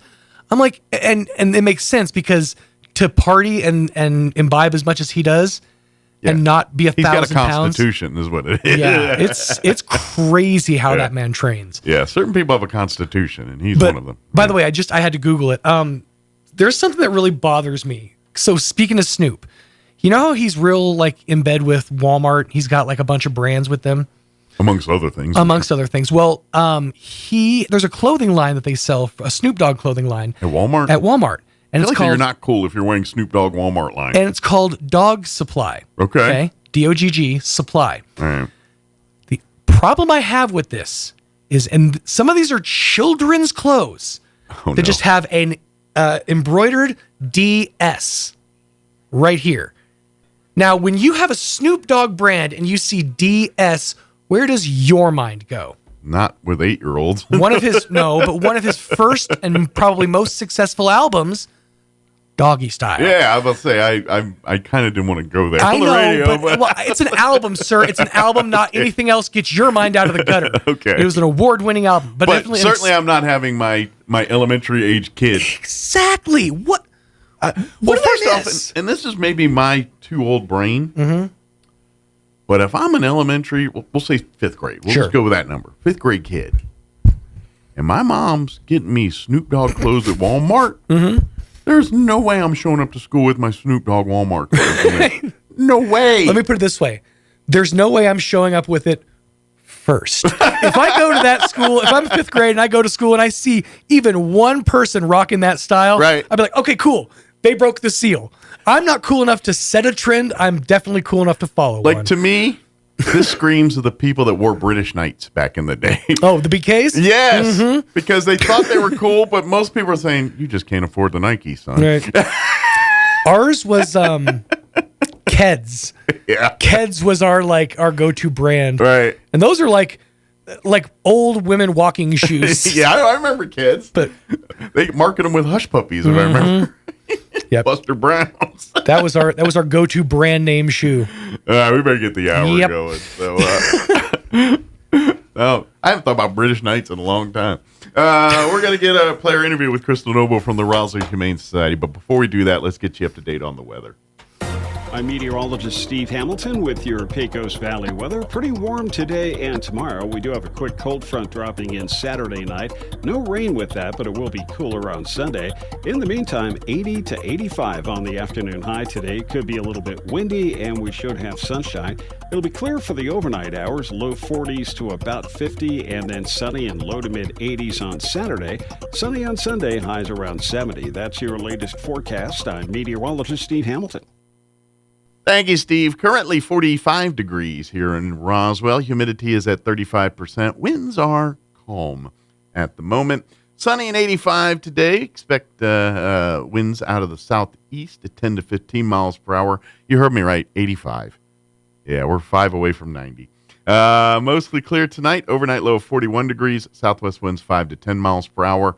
Another warm one for you Saturday. Sunny, 83 tomorrow for a high. West winds 5 to 10. Tomorrow night, clear. Overnight low of 38 degrees. Southwest winds at around 5 miles per hour. Things do cool down for your Super Bowl Sunday. Sunny, 67 for a high. Northeast winds 5 to 10 miles per hour. Cloudy Sunday night with an overnight low of 40. Next week's going to be cooler as well. Mostly cloudy Monday, 62 for a high. Tuesday of next week, we're looking at a high of 67. So a little warmer that day. 60 on Wednesday, 54 on Thursday of next week. All right, it is 20 minutes after 8 o'clock. We're going to take a quick 3-minute break, and then we're going to play our interview with Crystal from the Humane Society, talking about their update with distemper and all that stuff. Don't go away. Space, the final frontier. Hi, Captain. You can choose your space at Main Trailer Sales. Fascinating. Don't cling on to that old camper. The logical choice. New Durangos, Montanas, Cougars, and Passports from Main Trailer Sales. They allow space and comfort. Boldly explore like never before. Beam on board to that perfect camper. Don't go camping without us. Live long and explore. Main Trailer Sales. Don't go camping without us. If you're missing a tooth or several teeth, a dental implant may be the ultimate solution. Implants look and feel so much like real teeth that you probably forget you have an implant. Maupin & Brown Dentistry is one of New Mexico's most experienced implant providers, with literally thousands of implant patients who are absolutely delighted with the results. Call Maupin & Brown today for an evaluation. You'll be surprised how affordable implants can be. Maupin & Brown, your choice for experienced, state-of-the-art dentistry.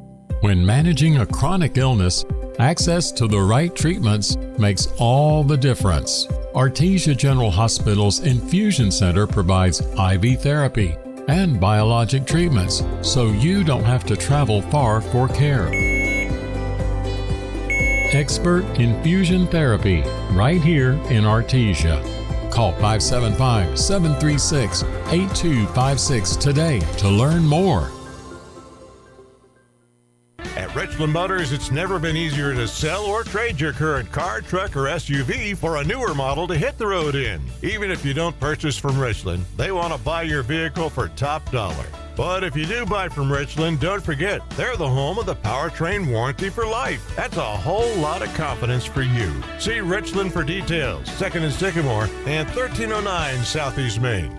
In the Bible, in the book of Hebrews chapter 11, the writer gives glimpses into the great faith of many of the Old Testament Bible characters. Some you've heard of, like Moses, David, and Noah, and some you may not have, like Enoch, Gideon, and Barak. These characters exhibited great faith, but what is also good to understand is that their stories also show their doubts and their failures. In the Bible, God doesn't sugarcoat the sins and missteps of those He chooses to use for great things. Over the next few weeks, we'll be studying some of those great characters. We will learn from their successes as they follow where God is leading them, but then we'll also learn from their failures. The biggest lesson we'll learn is that God can use us all, no matter where we are, no matter if we feel adequate or not, no matter what we have done in the past. God can and will use us for His glory because it isn't just about our strength. It's about God's perfect power and love. We just have to allow Him to use it. Join us at the Country Club Road Church of Christ for worship at 10 a.m. on Sunday, located on the corner of Country Club and Washington in Roswell.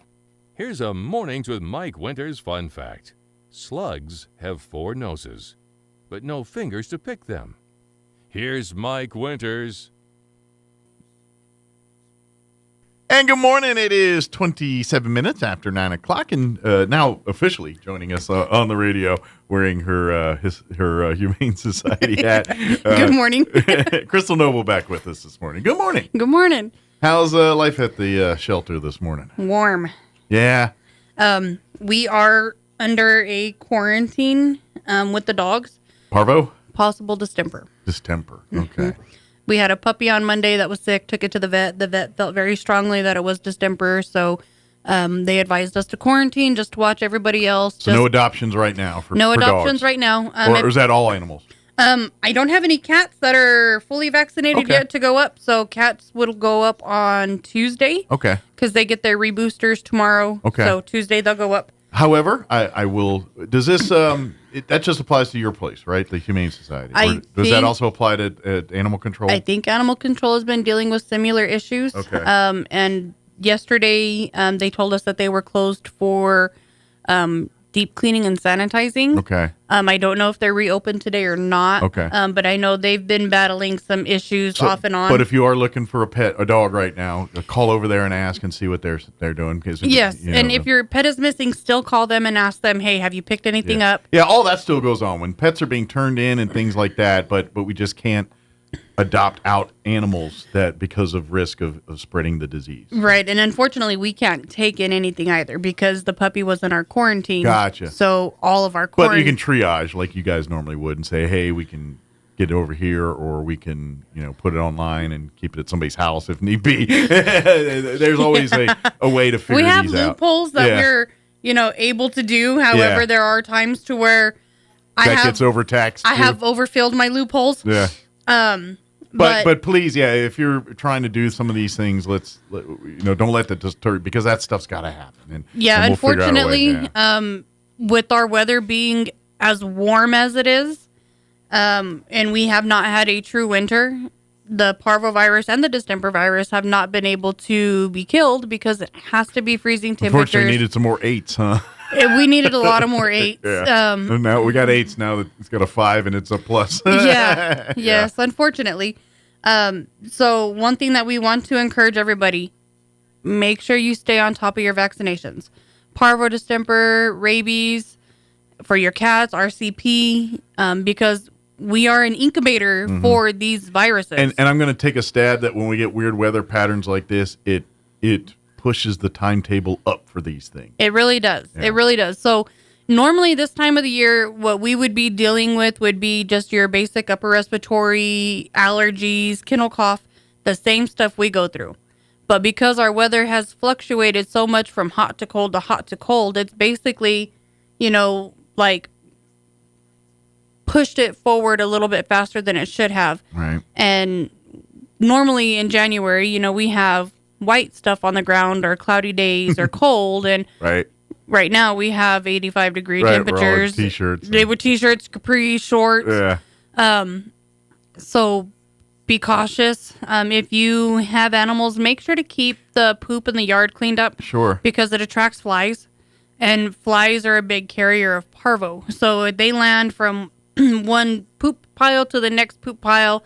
And if your dogs are anything like one of our dogs, they like to eat the fly raisins. Gotcha. So eating the fly raisins and just where that dog has been, or that fly has been. And there's your easy spread. Right there it is. Let me ask about fleas and tick stuff, because it is. Is that going to push that timetable? It already is. Okay, so it actually never stopped. Oh, okay. All right. I was kind of thinking, well, as it gets cold, you really don't have to. But come spring, you need to start applying that stuff again. Normally, in November, when we start cooling off, it slows down some, and then into December, when we're in the cooler temperatures in January, they fade off. But we've had very mild temperatures, not enough to kill anything. Gotcha. So we're still seeing ticks and fleas. So keep your whatever you use for protection there. Keep it going. If you have Brevecto, Nexgard, Gotcha. Frontline, any of that stuff, stay on it all year round. Keep your yard treated, your house treated. They don't still use those stupid things you buy at the store. You can still buy them. We don't recommend them because does those ever work? I've never seen those things work. No. It's sad. We've had animals come in that have had the flea collars on. Yeah. And then had fleas crawling on the collar and on the cat. I just figured society's figured that one out, and it just kind of went the way of the dodo. Unfortunately, because they are cheap and the majority of our people, that own animals are... Cost of least resistance, I understand. Right. Yeah. So, cheaper is always not better, unfortunately. The old saying is you pay for what you get for. If you go cheap, you're going to get cheap results. Sure. Well, and that doesn't always apply to everything. But when it comes to medication and animals, I tend to lean toward vets when it comes to get your meds from vets as opposed to the Walmart pet supply aisle. When it comes to medicine. Well, there's really good stuff that they do sell over the counter for like bathing, like the Adam's Flea and Tick shampoo is very good. Okay. They have this spray. So let's say you find a stray animal and it's on a weekend and that animal is covered in fleas. Walmart sells it, Paul's Vet sells it, and then you can use it and it kills them. But as a preventative, maybe stick with the... Yeah, it's not a preventative. It kills on site. And so that will help keep you from taking them into your house and spreading them through your house until you could get to a vet to get the preventative. It's the Band-Aid till you can take proper... It really is. So with our temperatures being so warm... we are going to start seeing cooler temperatures hopefully soon. We do still have the free straw. And it's NM Dogs that has sponsored us with the free straw. Awesome. One of the stipulations that they ask us to do when we're giving the straw away is they want us to take pictures of us bagging the straw up, giving the straw, or delivering the straw, helping you put the straw in the doghouse, or whatever it need be. So that way they can have proof that it's going to what they've set it to use for. And here's the thing, too, is, granted, it's still 80, 85, but it's dropping 35, 30. That's still... It's still cold in the night. You want to go lay out in 35-degree weather and see how you do? That straw is still very much needed. Yes. Unfortunately, now, first off, I would say bring that pet inside. I agree. Air. But I'm not going to debate people's ideologies on things. Or at least get the straw. Yes.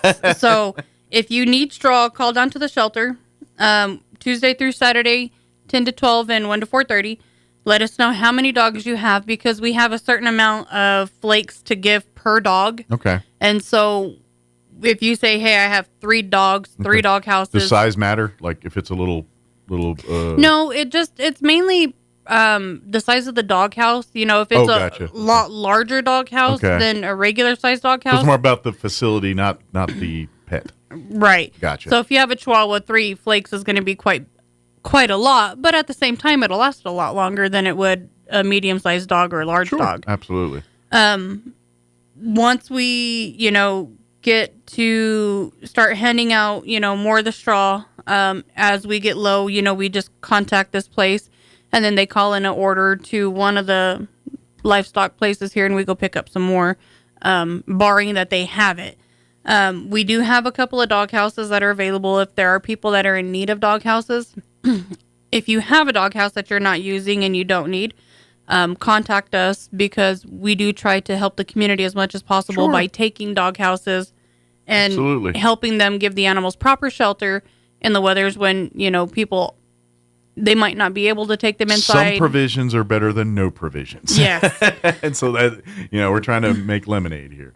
So. We are. And then one of the things that we're also trying to give people enough notice on, and I know the city's already posted it, but the chain ban did pass. So starting... And now we're in a grace period-ish for another, a couple weeks? Until April 13th. So about another month and change here. So... This is time where you need to make alterations to your yard, your fence, whatever it need be to keep your animal contained in your yard. Because after April 13th, if your animal is still on a chain, citations are going to be given. And I'm going to take a stab. They're going to enforce it hard right at the jump. Yes. And then, life happens. But when that April deadline hits, they're going to be going through neighborhoods. They're going to be looking for people in violation of these things, and you're going to get your notices on that. And then it's probably going to be like weeds. It'll start, if you fix it right away, no big deal. But if you don't, then you go down that gauntlet and then... Yeah, they will give you like a 24-hour notice to remedy the situation. And then after 24 hours, if you have not remedied the situation, the animal will be removed and citations will be given. So they're actually gonna nip this one in the bud quicker. Yes. Gotcha. But too, I guess. Yeah. We are trying to give people as much notice as possible so that way they can, make the alterations that they need. If you have an escape artist, you're going to have to find alternate means to keep your dog in the yard. And I'm going to take a stab. If they see you're working, they'll work with you. But if you're putting in no effort, then they'll probably the path of least resistance to get this streamlined and corrected. Right, because they don't want you to have your animal running large. Sure. But your animal does not need to be chained up in a yard. And I'm sure the last thing the city wants to do is be taking animals because we've already talked about overpopulation. That just adds to these problems we already have. It really does. So they don't want to do this. So please make that effort. Make that. And like I said, even if you're having trouble, talk with the city. Work with them. They will work with you on it. If if you're unsure of certain things, call down there, talk to them and say, hey, I need to know exactly what I'm going to be required to have set up for come April 13th. Mm-hmm. If you have questions, ask. No question is a dumb question. Because if you don't do this line of work, you don't know. Yeah, exactly. It's not that this one thing in your head and it's why are they picking on me? It's like we have a major pet issue in this community. We do. Overpopulation, just loose. I mean, I've never, and I grew up in the D.C. area, and a lot of, and I've never seen like just cats just roam neighborhoods like they do around this town. So, I recently helped with animal protection in Mexico to try to pass House Bill 113 to help where the state of New Mexico and animal protection have a fund set up for shelters to get grants through them to better apply for animal care, building maintenance, medical, basic needs of what shelters need. Right. Or, helping provide pay to counties that are short staff and then they need more employees to cover. Because the main problem is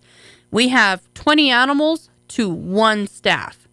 So one person for 20 animals is a lot. It's kind of like classrooms when you got one teacher and 30 kids in there. It's a lot. It really is a lot. And so they're trying to help it to where we can have more people on hands doing more of the things that the animals need. Sure. But at the same time, part of that bill is to prosecute people who are neglecting, cruelty, abandonment of all animals, livestock included, to show that New Mexico supports animals. Now, Roswell is considered a rural area from the northern part of our state. Roswell's population is 47,000. Do you know we euthanize more in our city than Albuquerque, Santa Fe, Rio Rancho, and Las Cruces combined? That's a crazy stat. And that's not including the amount of animals that FORA has pulled that we take in and we transfer out. That's the pipeline of resources to try to save as many so of these we as have possible. basically overpopulated Colorado. We've got Texas covered.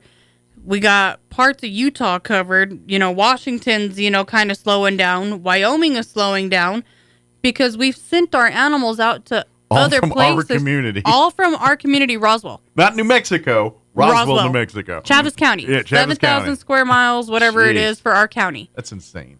So 47,000 people versus 2.2 million with Albuquerque, Santa Fe, all that area up there.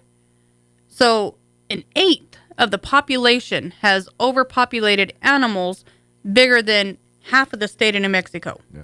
We have a problem. And the problem is the community is not being proper pet owners. They need to be spaying and neutering, vaccinating their animals, keeping them in their yard. Animals are not money makers. You don't get an animal to breed it to make money. Yep. If you have an animal, it should be a part of your family. It should be a pet. If that is not your intention, do not get it. And if it's livestock, you treat it accordingly. It is, like our horse. Yeah. John will debate with you all day long that horses are meant for working. And I get that, Yes, horses are working animals. They're one of those few dual role animals. They're as However, much pets as at they are a working. certain point in their life, they deserve to be a lush pet. Yep. Our horse is old. It's no different than your police dogs or working dogs. Right. At some point, they hit 10 or whatever that magic number is, and they go off just being dogs again. Now, if it were possible, yes, my horse would be inside the house, cuddled up with Mama. It's not possible. No, just but size would be tricky.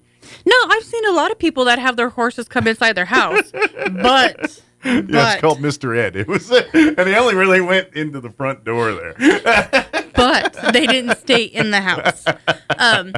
I've worked at the shelter for 20 years. This year in July makes 20 years. Sure. I don't do what I do because the pay and benefits are great. I do what I do because I have a passion for animals and a disliking for stupid people. And there's plenty of both. Yeah. And education is the key. You know, if we're not educating the community and the public, and one of the APNM things is to get a program into the school system to start educating kids at a younger age. Makes sense. Regardless of what their parents are teaching them at home, you know, if you can get it to them at a young enough age, it will instill in their brain and hopefully create a better adult by teaching them at a younger age. And I think too is as we get more, and you know, we're using and incorporating animals more into the work life nowadays. Yes. I think we're going to see where that blends together even more so, and where we look at pets as part of the family today, and I think we'll continue to do so. But I almost think in the future, pets will serve certain roles other than what they currently do is love and support. Well, like we I legit have the think Casa there's going to dogs be that are like the emotional support for the kids. I feel like that's going to be kind of a staple like thing maybe in households where there is the dog that gets the paper every day. You know what I mean? Like I feel like that's a thing. Like that could happen.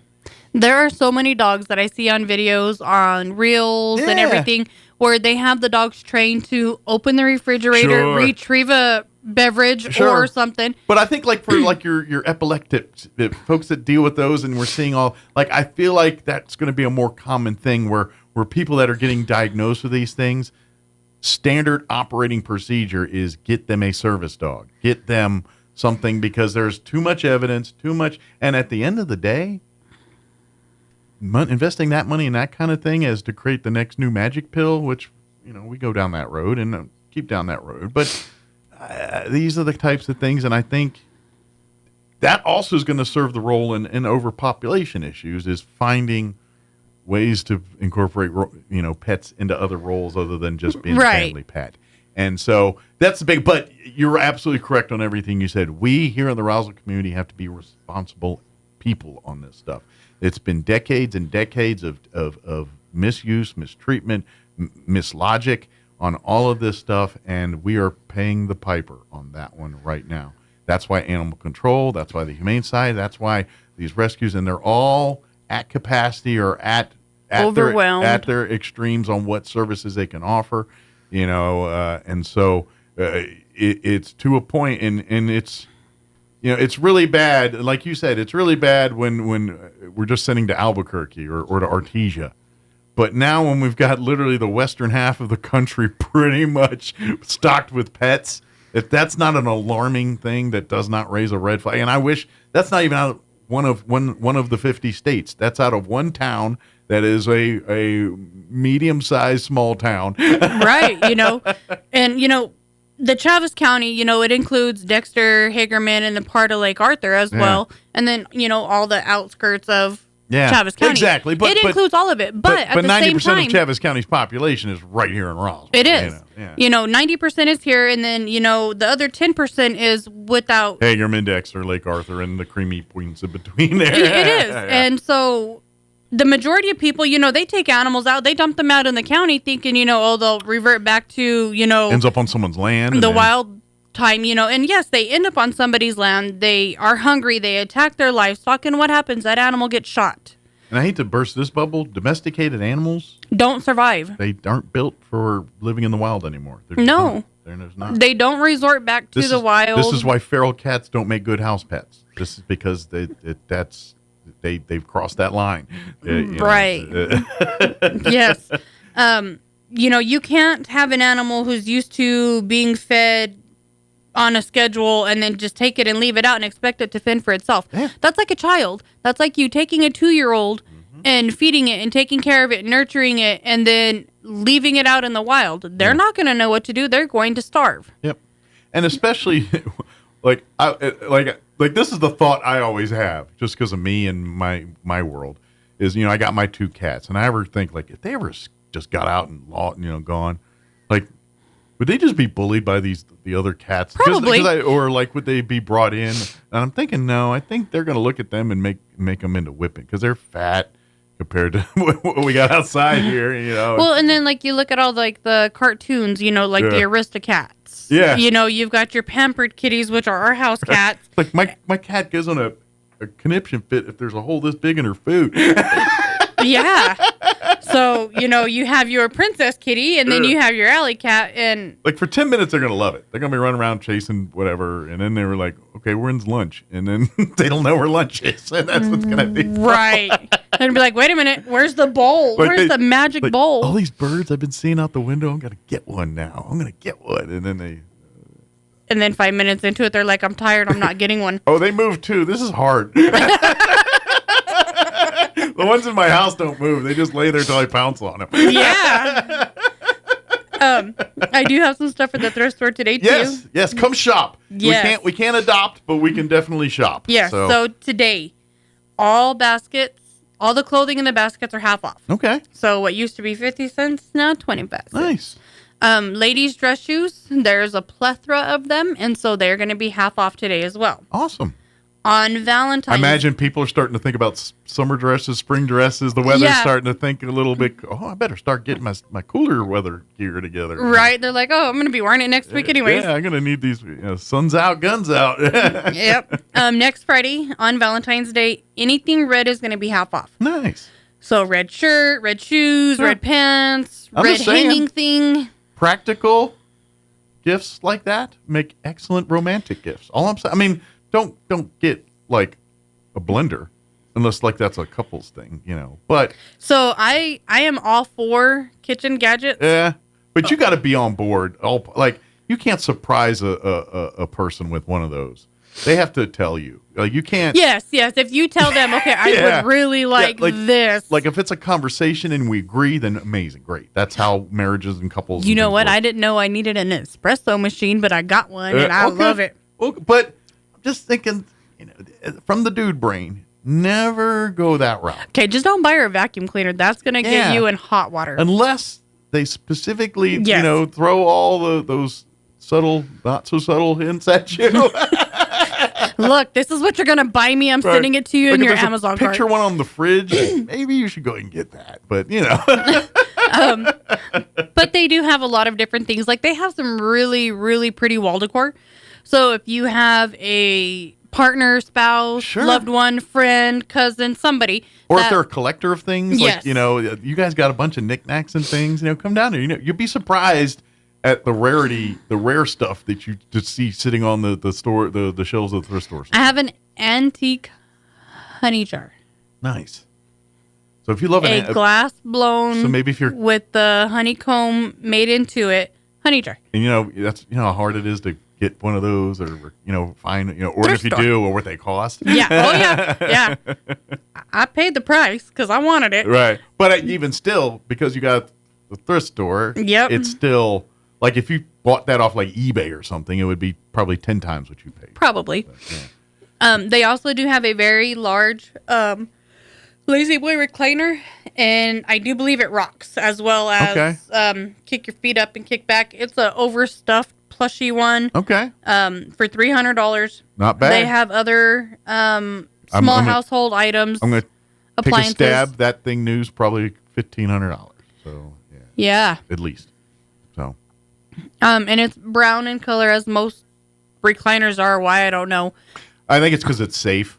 Like, you know what I mean? Like, Coffee. you can kind of, like, you're like, hey, I got a pink recliner. Yeah, good luck making that match the rest of the room. Like browns, and we can work with that.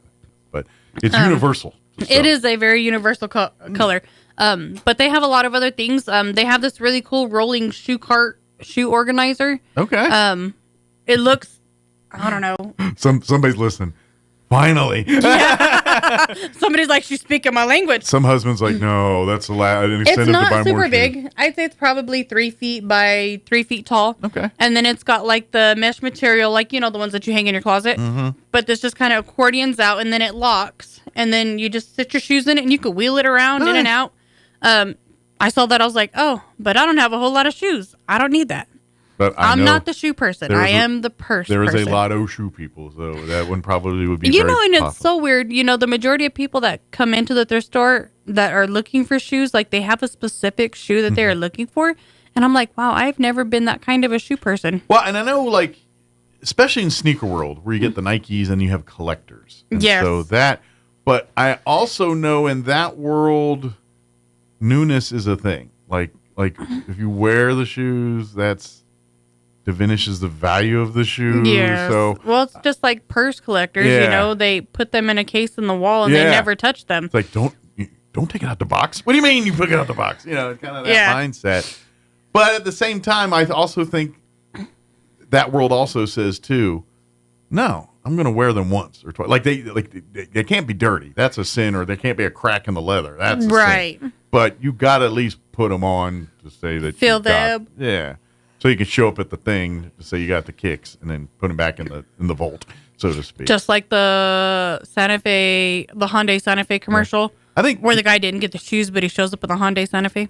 Yes. Yes. Yeah. But and now well, today's Thursday, but Wednesday's new stuff it is day. day. So it is day. So that the new stuff's out for this week. So come on down, and like you said, everything red here for Valentine's is going to be on sale. So even if you're not looking for Valentine's, but you're just looking for things and just happens to be red, it's on sale. If your kitchen decor is red and you need more red stuff, that's right. Come down. It's like, yeah, I've been looking for some red pillows and red accent to my living room. Come on down. Or you know what?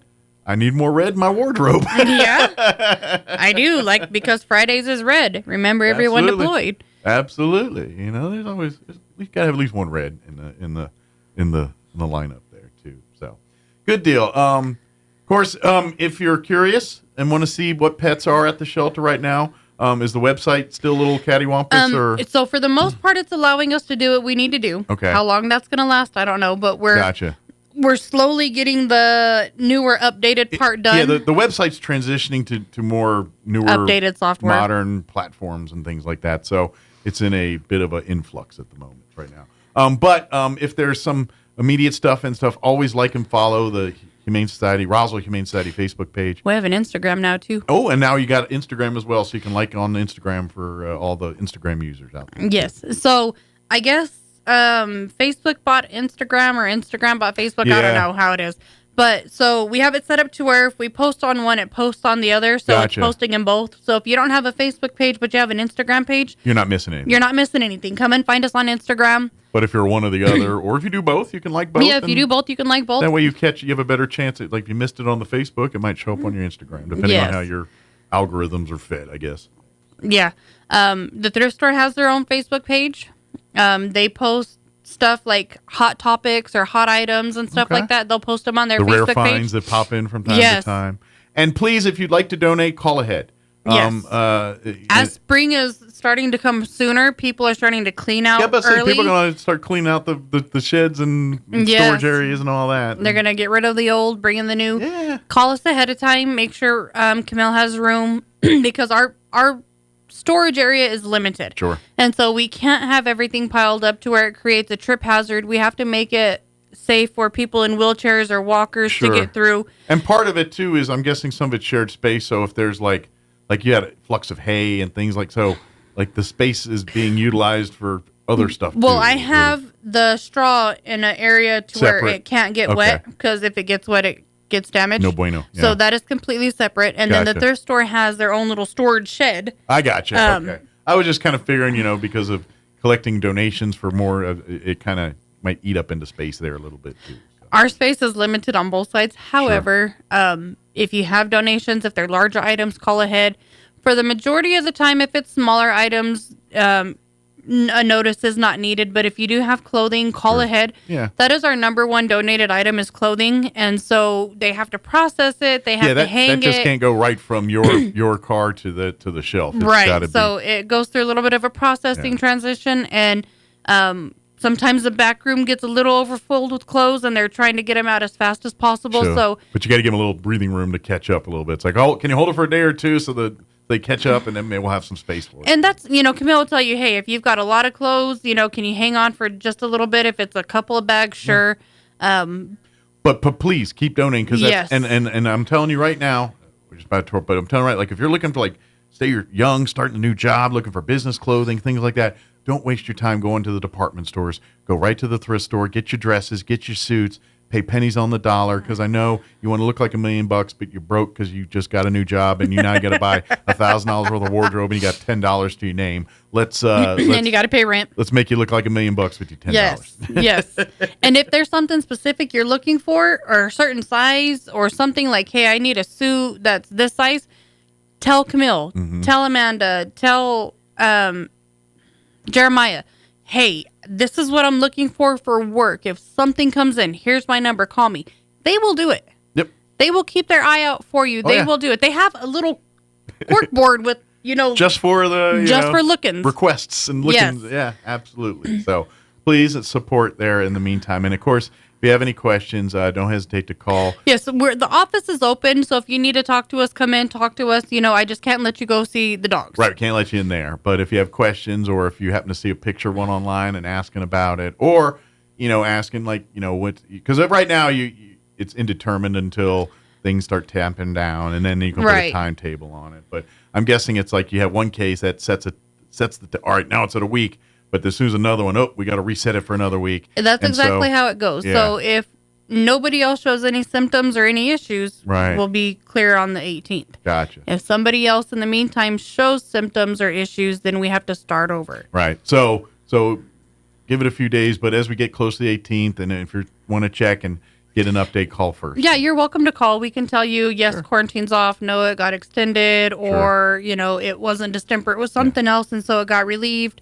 I'm going to take a stab, and it's probably going to get pushed back one, because I'm going to just run the numbers. You're going to come up with another case or two over the next week or two. That's just probably what's going to happen. Unfortunately, that's probably the realism of it. Yep. So that being said, but please, folks, be responsible pet owners. If you're not in compliance with this new ordinance, please get on the city's website, read up on it, study it, get in compliance. If you need help, don't hesitate to contact the city. Let them do that. And, of course, shop and support and donate, and all of that helps keeping the Humane Society going and keeping these pets adopted. Yes. Good deal. Well, thank you as always. Thank you. And don't work too hard. And I'm not going to say go Eagles. I can't do that. But I hope you have a good Say go NFC. There you go. I'll say have a good Super Bowl Sunday. Go NFC. See, it's not even the whole Eagle thing. It's the NFC. I'm an NFC girl. You're an NFC guy. Yeah. We're both in the same division. I know. It's the Eagles. I know, but it's rooting for Darth Vader in Star Wars. It's just not right. But it's Patrick Mahomes and Andy Reid again. I know. But at least I can deal with nuggies? that. Well, I can deal with that because I'm like, hey, at least they win it again. Now I got to listen to how great the Eagles are from these losers for another year. I want to hear it. They've only got one Super Bowl actual win. That doesn't shut them up, though. I know, because they're proud and they're loud. That's right. Pepperidge Farm remembers. I remember when y'all were the basement of the NFC East every year. And actually, I take that back. You weren't the basement of the NFC East because we still had the Cardinals in our division. They were the basement of the NFC East, but they were still in St. Louis at that time. So anyway, we got to go. Thank you. Thank you. You're listening to 106.5 Roswell's Talk FM, KEND, Roswell, New Mexico, News in Progress. Some wounds need expert care to heal properly. At Artesia General Hospital's Wound Care and Hyperbaric Medicine Center, we use advanced treatments like hyperbaric oxygen therapy to help chronic wounds heal faster. If you or a loved one has a wound that won't heal, call 575-736-8235 today and take the first step toward recovery. Tired of living with chronic pain? Softwave Therapy from Premier Chiropractic in Roswell is here to help. I couldn't believe it. My knee pain is practically gone after just a few sessions. Softwave Therapy for Premier Chiropractic uses cutting-edge sound wave technology to target inflammation and stimulate your body's natural healing process. No surgery, no downtime, just real relief. Now I can finally enjoy life again with no shoulder pain. Don't let pain hold you back. Discover the power of Softwave Therapy today from Premier Chiropractic in Roswell. Call now for your free consultation at 623-2900 or visit healthyroswell.com. Softwave Therapy from Premier Chiropractic, 1301 North Richardson in Roswell. Restoring life. The 4-3A district season is underway for your NMMI Colt basketball team. This Friday night, the Tularosa Wildcats pay a visit to Roswell with their 15-5 overall record and their number 6 ranking in 3A boys basketball. Can the Colts knock off the Wildcats and improve their chance of getting into the state tournament?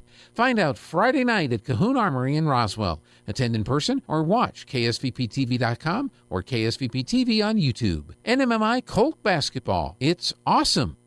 It's time for the Chaves County Sports Report. Basketball tonight for Roswell and Goddard, and by the end of the evening's play, both teams, boys and girls, both schools, will be at the halfway mark in the district race. Let's start with the Roswell guys. They'll be hosting Clovis tonight at 7. Roswell 17-5 overall. 1-1 in district play. The Roswell girls will play at Clovis, a tough task. The Lady Coyotes are 0-2 in district play, 13-9 overall, but Clovis is 18-4. Both of those games start at 7. Meanwhile, Goddard pays a visit to Artesia. It's a girls-boys doubleheader. The girls start at 5:30. Goddard's 12-10 overall, but 0-2 in district. Artesia's 9-12, 1-1 district play. The Artesia guys will be hosting Goddard afterwards. Goddard's 9-12 overall, 1-1 in district play. Artesia's 2-0. The Sports Report brought to you by DSI. Call DSI for all your office technology needs. I'm Eric Butler at Roswell's Talk FM 106.5. The great one, Mark Levin, is now in Roswell on 106.5 KEND Roswell. This hour from townhall.com. I'm Rich Thomason.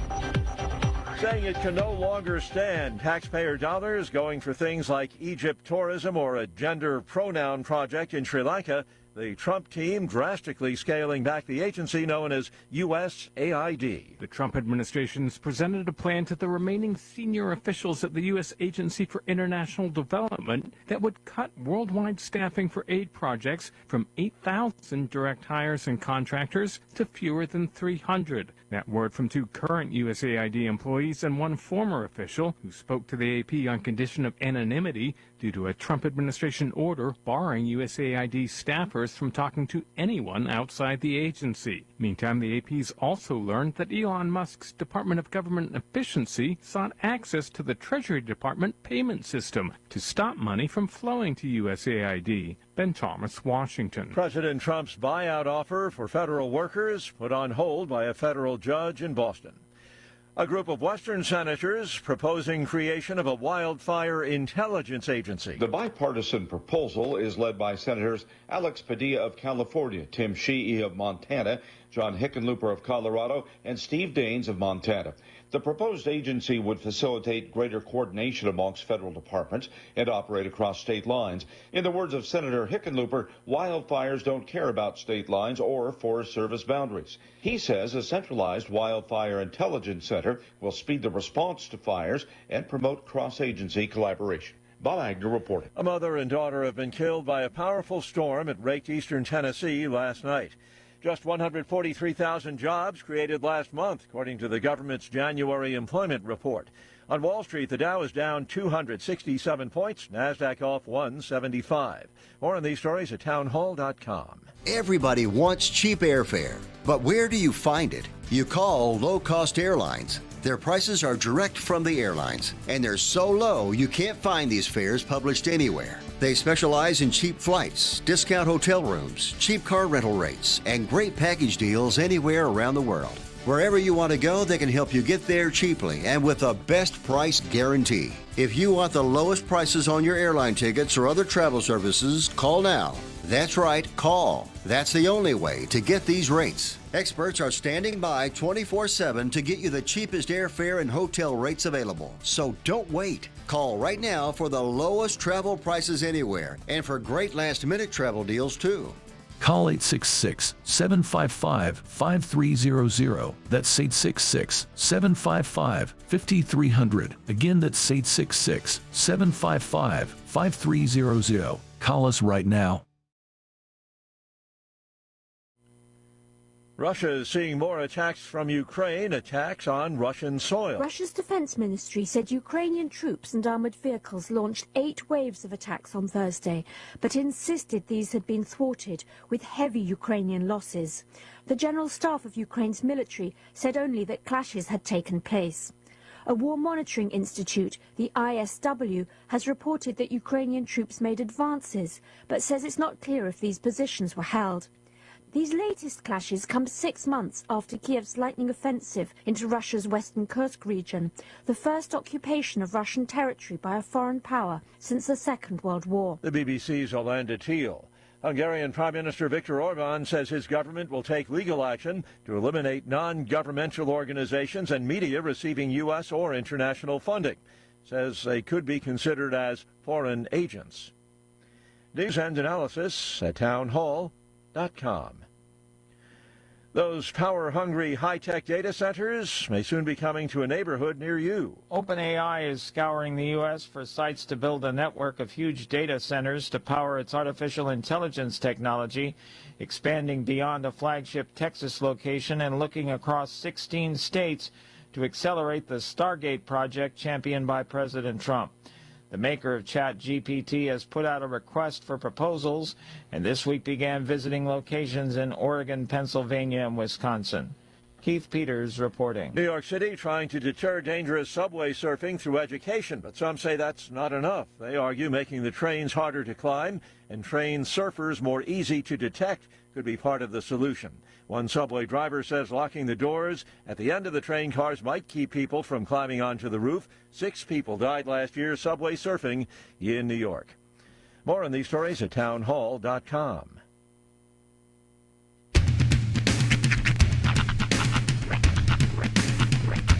What in the wide, wide world of sports is going on here?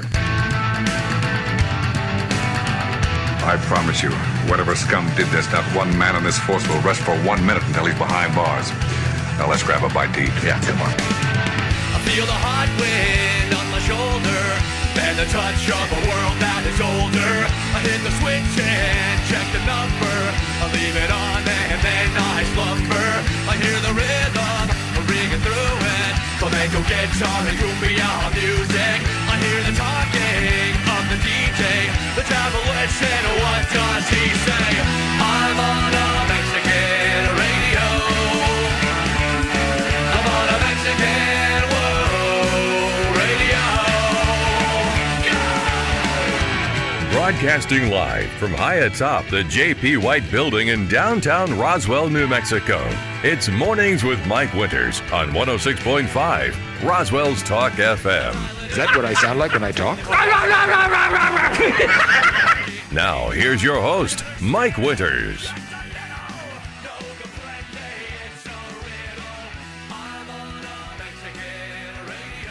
And good morning. It is 6 minutes after 9 o'clock. Welcome to hour number 3. Trace and Viernos. Mornings with Mike Winters, right here on 106.5 Roswell's Talk FM. Happy Friday, everybody. You know, I was wondering if he heard my my call out earlier, and now he's here. So I feel like oh yeah, you missed the morning. Did you catch the bright beginning of the show, or were you? Yeah. So this morning we were talking about how it was, a Friday, and I was trying to ring the celebratory bell, and it crapped out on me, and so I said, Bill Williams did. I pulled a Bill. Yep. See? Ooh, he's been practicing. I know, and then he showed me up. An elite bell ring right in your. He's like, "Here, son, let me show you how it's really done." All right, fair enough. Well played, sir. Man, well played. Now we're gonna call it a Sean. You pulled a Sean. Yeah. Right. Just when I think it can't get any worse, you come in and pull some stuff like that and totally redeem yourself. There it is.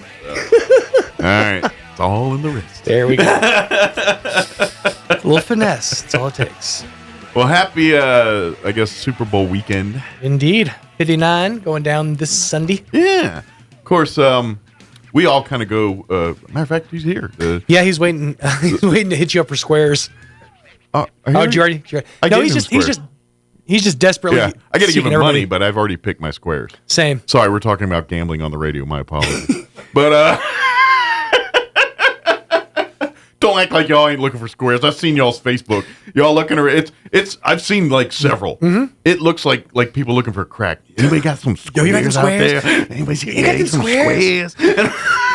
Let me just put it this way. The views expressed by Sean and Mike do not reflect those of Pecos Valley Broadcasting, its staff, or management. But I know a guy got squares. That's all I'm saying. But yeah, we all kind of, it's tradition, you know, for as long as I can remember. We go to his house for Super Bowl and watch the thing. And each year and it's usually that's my problem it's not my problem this year. But as a Commanders fan, it's going to be a problem in the future. I'm confident that if they go to the Super Bowl, I can't go to Thomas's house. I think I've just too much distraction. I think I made that decision that the Commanders go to the Super Bowl. There's no way I can go to that party because I'm not going to not be friendly. Okay, now this is going to be. I'm not sure if you can follow the correlation here. Yes. This is proof positive that you are a child of alcoholics. Yeah, I'm telling you right now, that's all true statement. I know, but because you can't, if something that happens like this that is your ideal, you can't have it with people around. Yeah. You have to do it in the privacy of your own home by yourself, maybe with a loved one. Sure. Just to, revive you if you black out. Yeah. Well, especially at that level. If there's so many years of... I put some thought into it. Sucked them, and they get there, I'm going to be upset. And plus the other thing, too, is, I'm not going to lie, I miss so much of Super Bowl at the parties. Oh, yeah. Because you're at a party. I mean, if everyone's just not sitting there quietly. I mean, and I ain't gonna lie, I like the commercials. I never see the commercials. I may catch one, right? Then I have to go online and watch them all later. But that's just because everybody's like, hold on, this is a good one. Yeah, because they've already seen it. Yeah, and to be honest, I'm fine with it because I could care less. 99.9999% of the time of the two teams in there, this year included. Although I'm really rooting for the Chiefs because I really, really hate the Eagles. It's not that I really like the Chiefs. I really don't care about the Chiefs, but I really, really hate the Eagles. So, so this is a Super Bowl of hate. I root because I hate. I'm genuinely curious to see how they're going to pull off a Kendrick Lamar halftime show on network television. I dabble in a bit of Kendrick Lamar, fandom. There's not many of his songs that clip. would That's be a considered. Weird statement, but go ahead. There's many of his songs that would not be considered radio friendly at all. Well, get your Janet Jackson button ready, I guess. Yeah, well, that's true. A lot of drops, a lot of beeping, probably. I'm very sure that they've probably. Oh, I'm sure they've beat him safeguarded 9 ways to Sunday that you will not be doing any of that on the NFL. I'm like.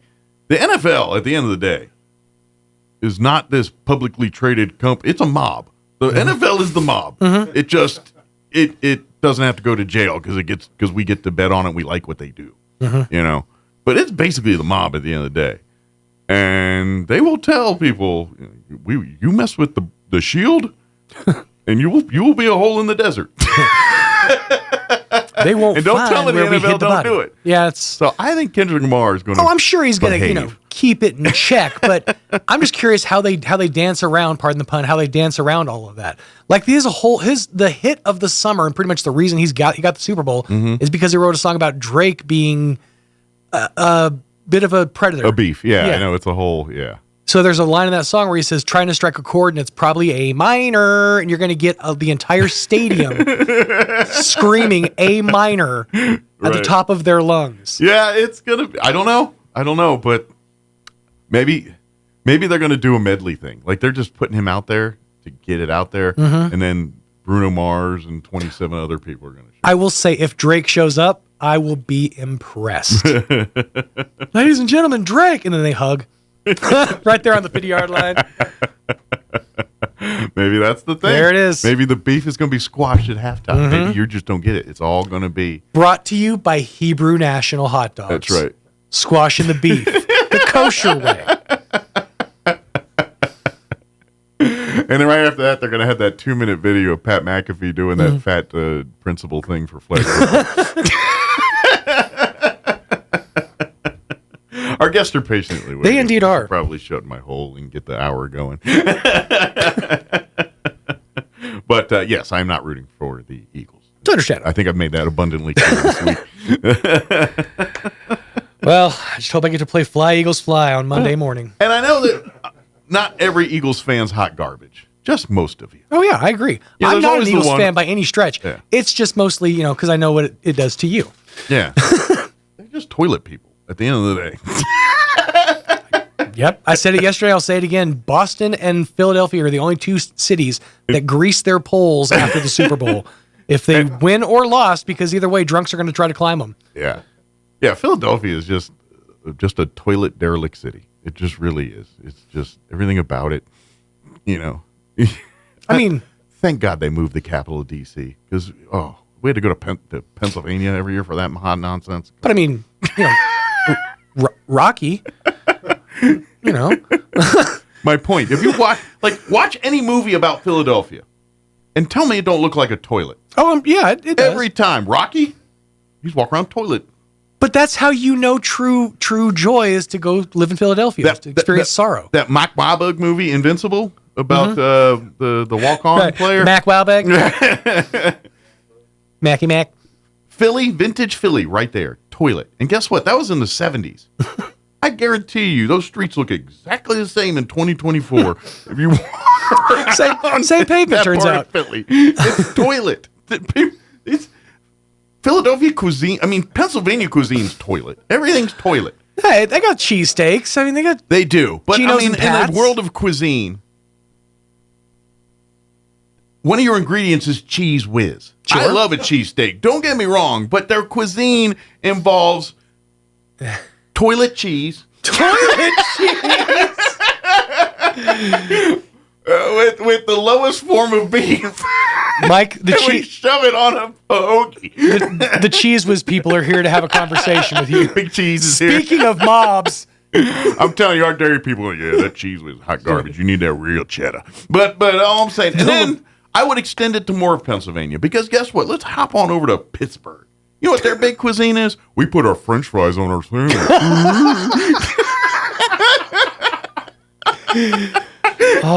This is the state of Pennsylvania, all right? That was maybe my favorite face Mike has ever made in my entire life. I'm glad you enjoyed it. That was fun. French fries. I'm just saying it could get worse. All right, fly on over to Chicago and have yourself a loose meat sandwich. All right, it does get worse. Yeah, but they don't brag about it like ain't people up there just singing the praises of loose meat sandwiches. Like, yeah, that's what we eat. They ain't running around singing them praises. Yeah, of them. it's our thing. That's the food we had available because that's what Mom gave me. That's what her mom gave her.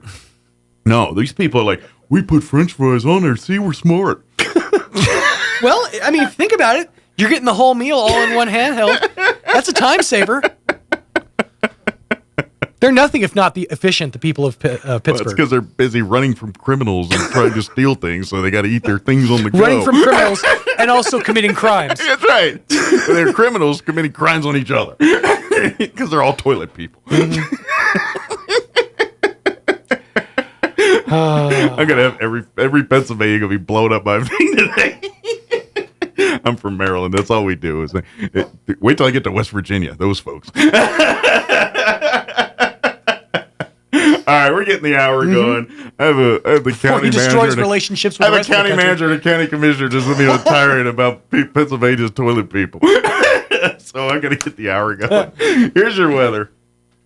I'm meteorologist Steve Hamilton with your Pecos Valley weather. Pretty warm today and tomorrow. We do have a quick cold front dropping in Saturday night. No rain with that, but it will be cooler on Sunday. In the meantime, 80 to 85 on the afternoon high today. Could be a little bit windy, and we should have sunshine. It'll be clear for the overnight hours, low 40s to about 50, and then sunny and low to mid 80s on Saturday. Sunny on Sunday, highs around 70. That's your latest forecast. I'm meteorologist Steve Hamilton. Thank you, Steve. Currently 45 degrees here in Roswell. Humidity is at 35%.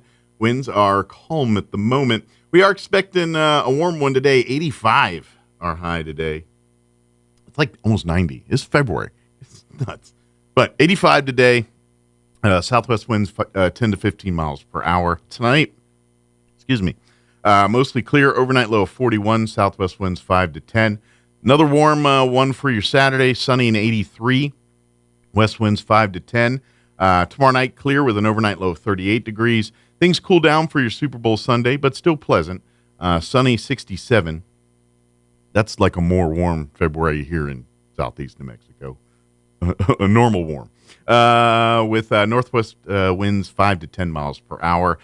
Then we kind of settle into more of that for next week. Cloudy and 62 on Monday. Sunny and 67 on Tuesday. Sunny and 60 on Wednesday, and then we're down in the mid-50s on Thursday, 54 under sunny skies. So kind of plateaus a little bit into more normal-ish February weather. All right, 9:18, we're going to take a 3.5-minute break, and then we will have County Manager Bill Williams and County Commissioners Will Cliff Wade. And then we're talking about things nothing to do with Pittsburgh, Pennsylvania, toilets, or sandwiches. So we'll be back. Don't go away.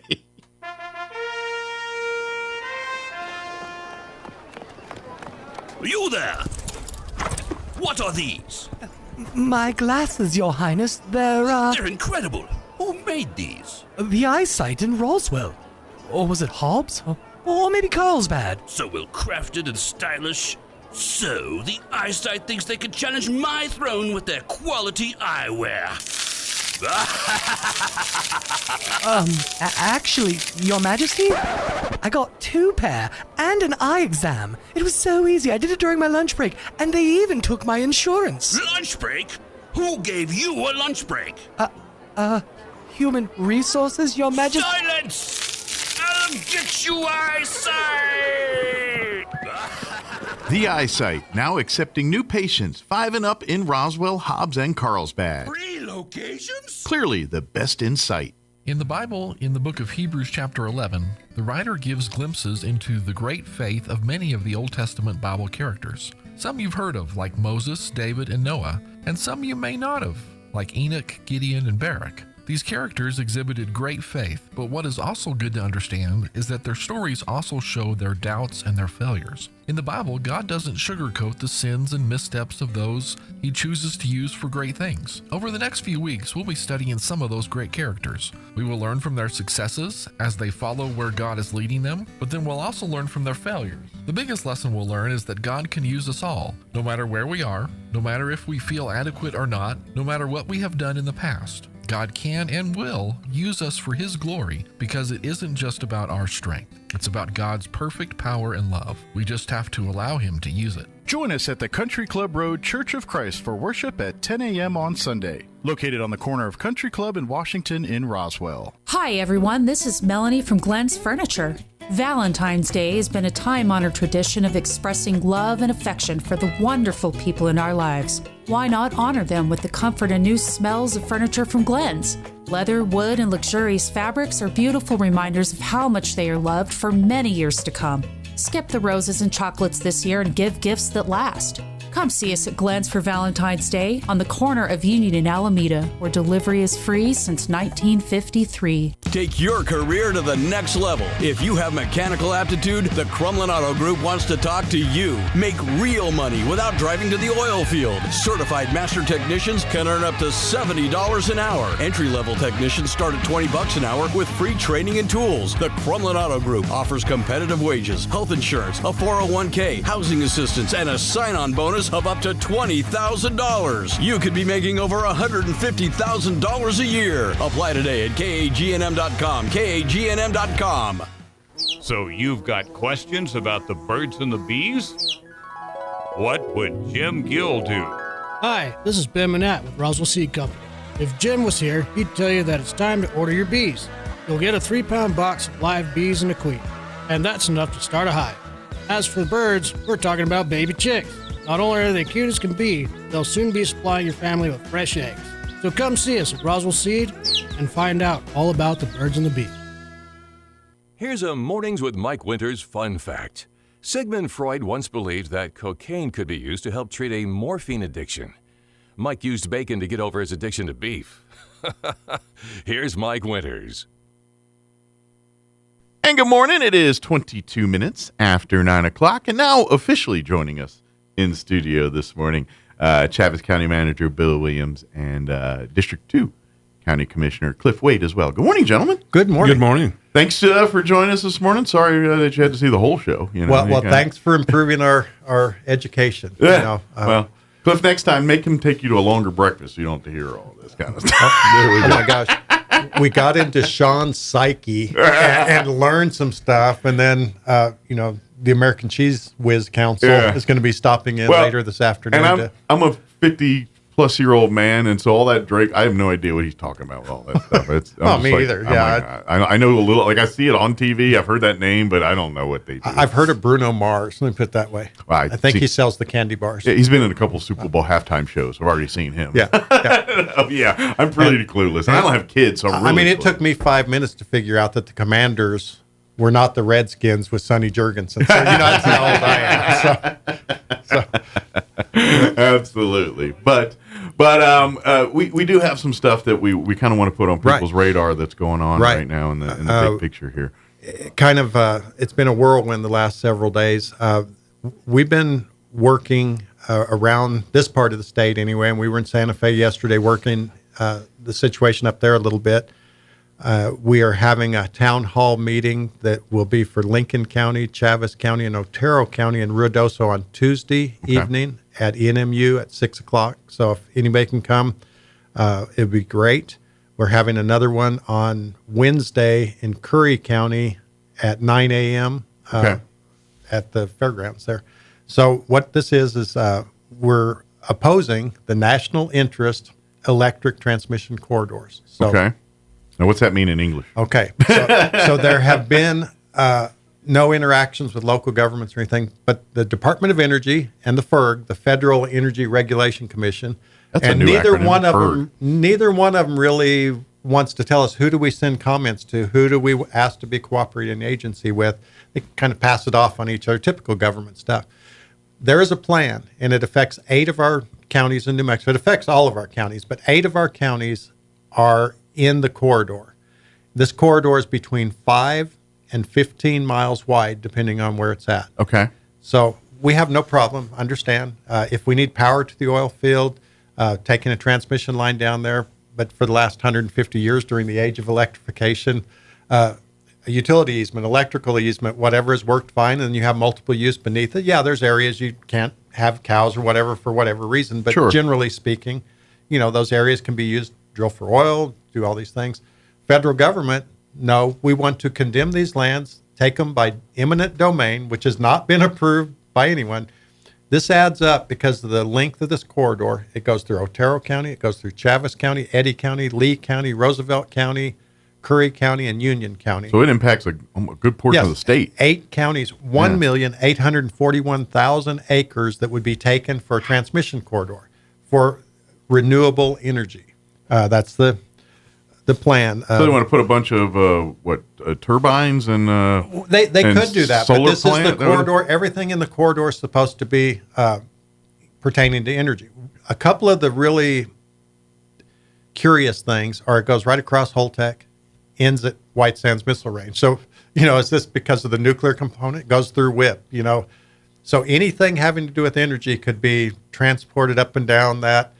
However, we also spoke with Jim Townsend in Santa Fe. He said that they did a big corridor like this, not this big, but they did a corridor in Utah, wasn't it? I believe it was Utah. Okay. And You want to explain that, how the pipeline? Jim said that he engineered a pipeline within that corridor next to the power line. Okay. And whenever they had to dump the juice to work on the power line, that it went into the ground and thus became toxic, very corrosive to that pipeline, and they had to run a lot of cathodic protection on that pipeline. Holy mackerel! And he says, everybody knows you don't put combustible stuff right next to the electric. Sure, it's like you don't go out there with your big stogie as you fill up your gas tank. We all know these things. This is kind of the common sense kind of. But the entire corridor is like I say, if we need power somewhere, or what we have now currently, people want to build a wind energy farm. They lease the little spaces, but you can still use the land around it. I mean, you drive over through Texas on the other side of Amarillo, you've got all these pastoral settings and all these little farms and horses and businesses and everything else. They have a windmill in the backyard. But what they're proposing to do is take 50 to 15 miles wide and just condemn that.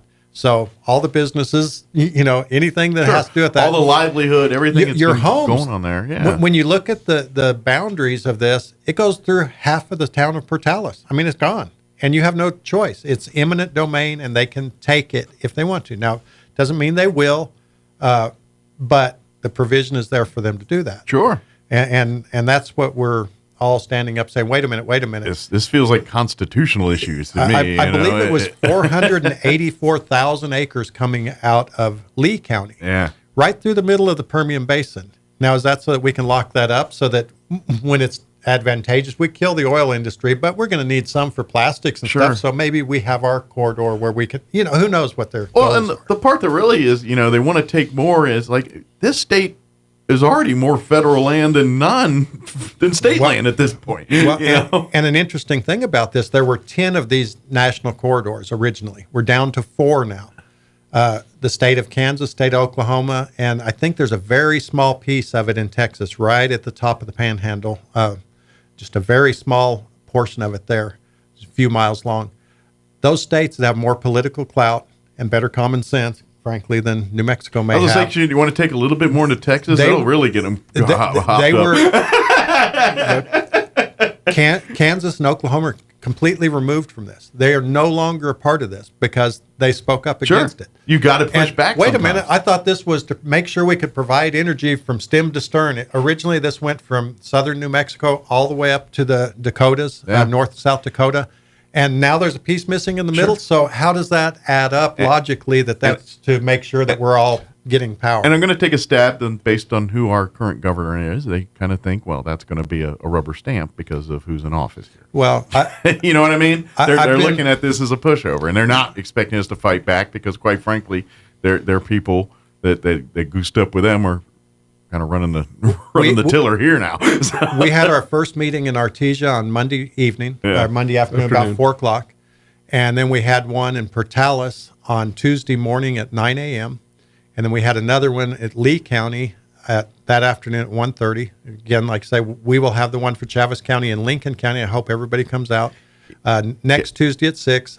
And then the next day, there'll be one in Curry County at 9 in the morning. Especially if you live in these corridors, you better be, because this is one of those things. This is prairie chicken, sand dune lizard all over again. The more people show in opposition to this, the more they have to listen. Well, I want to talk about this overlays those areas that supposedly are set aside to take care of prairie chickens or other endangered species. I believe there's 23 different endangered species within this corridor, but there's no answer. They don't make those comments public. They negotiate those terms in private somewhere in Washington. Wait a minute, you shove it all down our throat. Now you're going to say you're going to take this over and it can only be used for this, and yet you have endangered species. How can all these things coexist with the manner you're talking about? But I've been traveling around. Cliff has gone with me, and our other new commissioner, Hub Korn, went with us on Tuesday. And we've been going around to each of these meetings to support, all of our counties in southeastern New Mexico really work well together. And it's not only southeastern New Mexico. We have other counties throughout the state, a few less up north than south and east, but we do have other support around the state. Yeah. So I've been providing the county perspective on this. I explain to people how our counties are working together, what this means to the tax base. Sure. What we're already dealing with federal government, seeing the overreach, and this is pretty obviously just another part of the 30 by 30 land grab to control the lands, waters, and people, therefore, by owning the land. Well, and this is the same thing we say every time we kind of have to make the public aware of these types of things. You know, when people come to take your rights, your things, they don't come in one at a time, you know, with one big fell swoop and say, all right, we're raise the flag. It's now us in charge here. They're going to nickel and dime it. They're going to, and they're going to do it to where you palatable it. So if you give on this one, then they're going to push harder on the next one. So you literally have to draw the line in the sand every single time. To make the point that you will not infringe upon this no matter what. So like I say, we are concerned. We don't want to do anything to impede the ability of people to lease their land. If they want to have a wind farm or a solar farm there, that's up to them. If they need a transmission line to provide power to a portion of our state or even another state, we're not opposed to that. It's just 50-mile wide width or 15-mile wide width. And interestingly, this is phase 3, even though no one has really been involved in phase 1, phase 2, and all of a sudden they spring it on us. Here's phase 3. That's a Formula 409. We're having another 408 one. These corridors initially were up to 125 miles wide. This one in particular, because this is the sweet spot. This is the center of the United States, and power needs to go everywhere. And really, I think that's a big part of it. The power is going elsewhere. You know, some power stays here. New Mexico needs power. Absolutely. We get that. We understand that. Sure. But for instance, the Oso Grande project, that power was sold to Tucson Electric Power before it ever left here. And my personal opinion, this doesn't necessarily, how did Sean say? He was so good at that. It's like he should be on radio. But, you know, this is my personal opinion that New Mexico has cheap land and we have low tax rates. And so, and a government that allows it. So these outside agencies, outside organizations come here, buy land for next to nothing. They don't get a big tax burden. They're taking all the federal handouts for building renewable green energy, and then they're shipping it to California. You know, if your real goal is to save the world by producing clean, cheap energy, then why are you not building it next to LA? Why are you not building it next to Phoenix? Why are you not in Dallas, whatever? Because you couldn't even buy the land. They can build the entire wind farm here for what the land costs them in places like that. Well, I'm just going to tell everybody right now, don't get me wrong. I mean, I'm like everybody else. Yes, I want a great plan. I want safe. I want all that too. But if you believe that there is such thing right now as clean energy, you're swallowing the lie. There is no such thing as clean energy. There is alternative energy, but by all means, it's not clean. Those wind turbines, those solar panels, there isn't a dang thing clean about any of that crap. Those electric cars you guys have been whipping and hopping to, ain't a dang thing clean about that.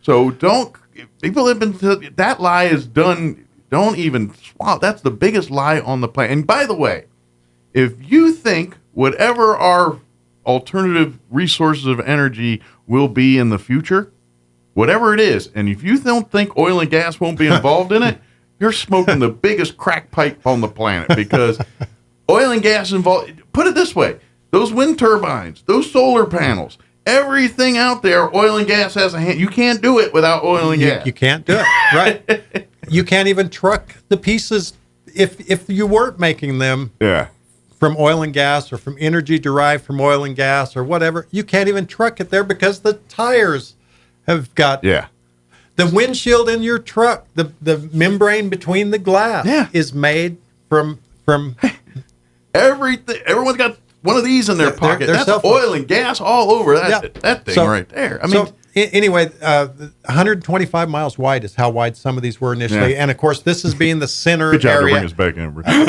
Oh man, it's tough. This being kind of the center of the nation, that's why this particular corridor had up to 125 miles wide. Now, what they're proposing currently is 5 to 15, but they reserve the right to go back to other dimensions that they had previously talked about. So if we were to cave, if we were to say, okay, go ahead and do your 5 mile, go ahead and condemn my property, take my house, take my farm, take my town, which is essentially what this is. Right. If you look at where these are going, I mean, it is through the middle of town. They don't zigzag around town. They go right through it, which would make sense if you were actually trying to build a line. You don't go around every time you hit an obstacle. So you lose your town, you lose everything. But say they do this, then what's to stop them next year from saying, yeah, we decided, we want to go to the 100-mile width, or the 80-mile, or 125, the full 125. You give them an inch, they take a mile. That is true in all of things like this. You cannot. And then they're fully in control. There's no more multiple use on those lands. Mm-hmm. That is one of the things that makes New Mexico so productive, is we have such a variety of landscape and lands and areas that we can do things.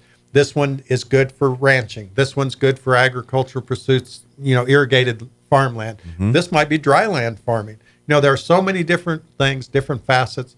You've got timber harvest. You've got oil and gas extraction, other mineral extraction. New Mexico is made up of a diverse layout. Yeah. It's just laid out with some of everything. Well, you could have all four seasons in the state at the same time, just depending on what part of it you're at. We have to have a diversity and multiple use on lands for New Mexico to work. Absolutely. And the minute you take something away and say, well, now we're going to use that to bury windmill blades, Sure. it pertains to energy. That's what some of the talks have been. Well, we'll use this for toxic waste. We'll use this for windmill blades. We'll use it. And nobody knows, honestly. I mean, I don't know that that's what's going to happen, but you don't know that it's not either, because the government is not clear on these things. And this is kind of the thing where I look at, and I mean, I could be, just from my perspective, when I look, and I'm talking big picture on these kinds of things. When you look at the state of New Mexico as a whole, and you look at, the numbers, why we're always, at the bottoms of these numbers. And we look at all of these things and the mismanagement over the years. And I've said 1,000 times about, you want to know why New Mexico is such a hot mess? Spend the day in Lincoln, New Mexico, and read everything in those courthouses, those walls.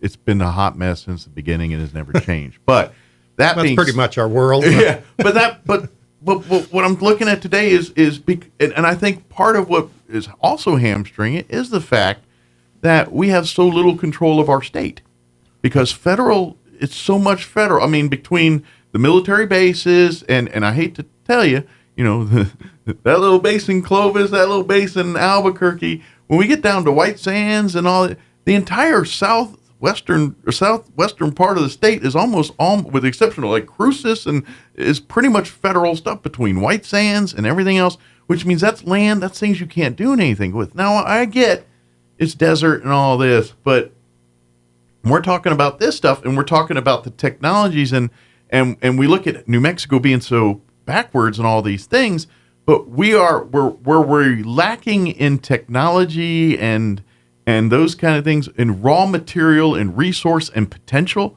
We've got more of that than, I would argue, the other 49 states in many of these aspects.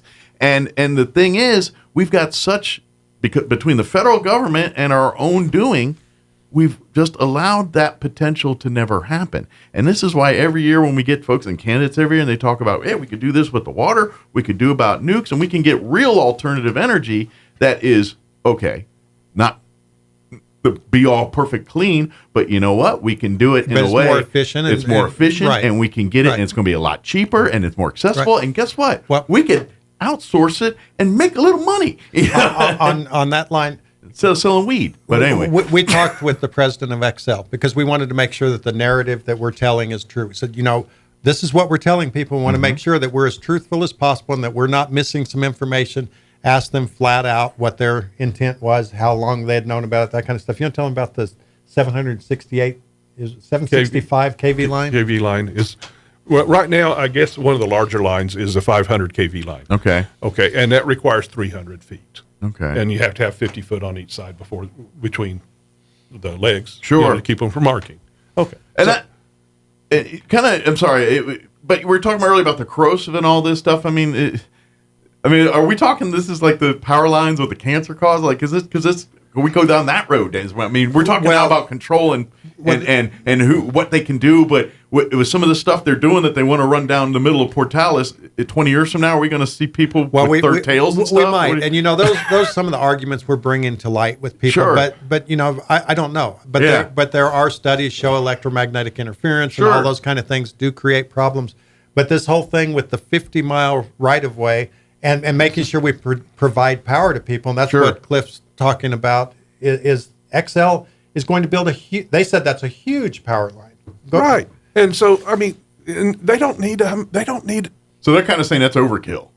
Yes. Yeah, They're 50 saying, look, we don't 50 need miles. all that. Yeah. What y'all doing with it that ain't for us. And this isn't your local power companies wanting to do this either. This is coming from. So this is really who would actually, in theory, benefit from what we're talking about here. Basically saying, no, we don't need all that. All of the people we talked to the Rural Cooperative group. I don't know their exact name. We talked to Excel. County. Gotcha. Well, and also in Albuquerque, I talked to a rural electrification co-ops or whatever. I can't remember the name of the agency that they're with, but all of them said they knew nothing about this. None of this really affects them because they're building their own lines. They're building their own stuff. We did ask the president of Excel to give us, because the 768 kV line is the biggest line, and they said it's going to go to the Southwest Power Pool and make, the ability to take care of anything they should need along their way. And he said, and that's imminent. I mean, I'm not sure they've started it yet, but they're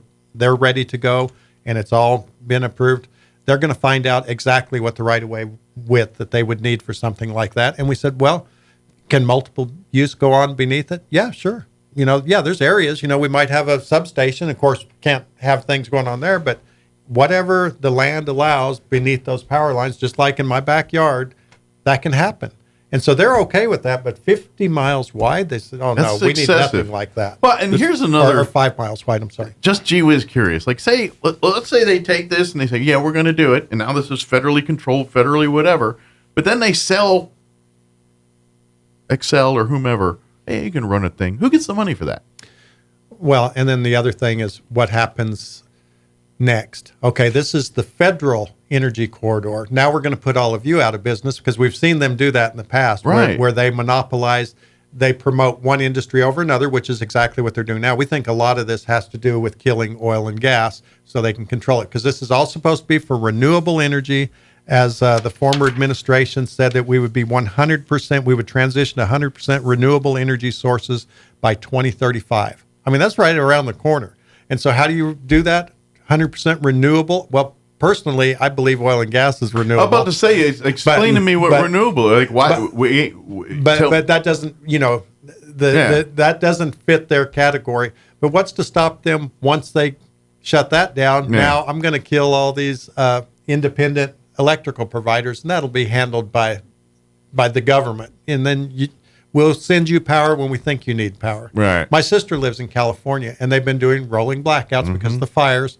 My poor sister, 2 hours a day, has electricity, and she's worried about opening her freezer because then she loses everything. Sure, yeah. Again, I don't know. This is, to me, and maybe this is because, and I'm getting philosophical here, but because I grew up in a time, like I grew up in the Cold War, as you guys did. We kind of grew up, and there was always that fear, when we hear about Russia and like, they got to wait an hour in line for toilet paper and all those kinds of things. And we like, thank God we live in America.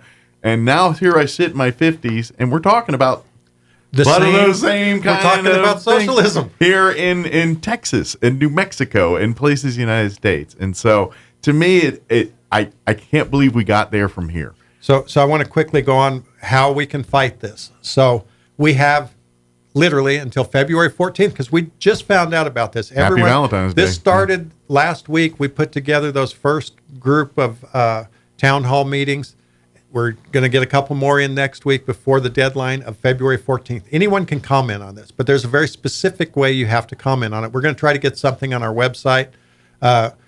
You can go to the Roosevelt County website if you'd like, because they actually have a very concise way of what you have to do. You have to put the docket number down and do your comments. Now, you cannot copy and paste. You can't do a form letter and everybody signs, you got to do a little homework here.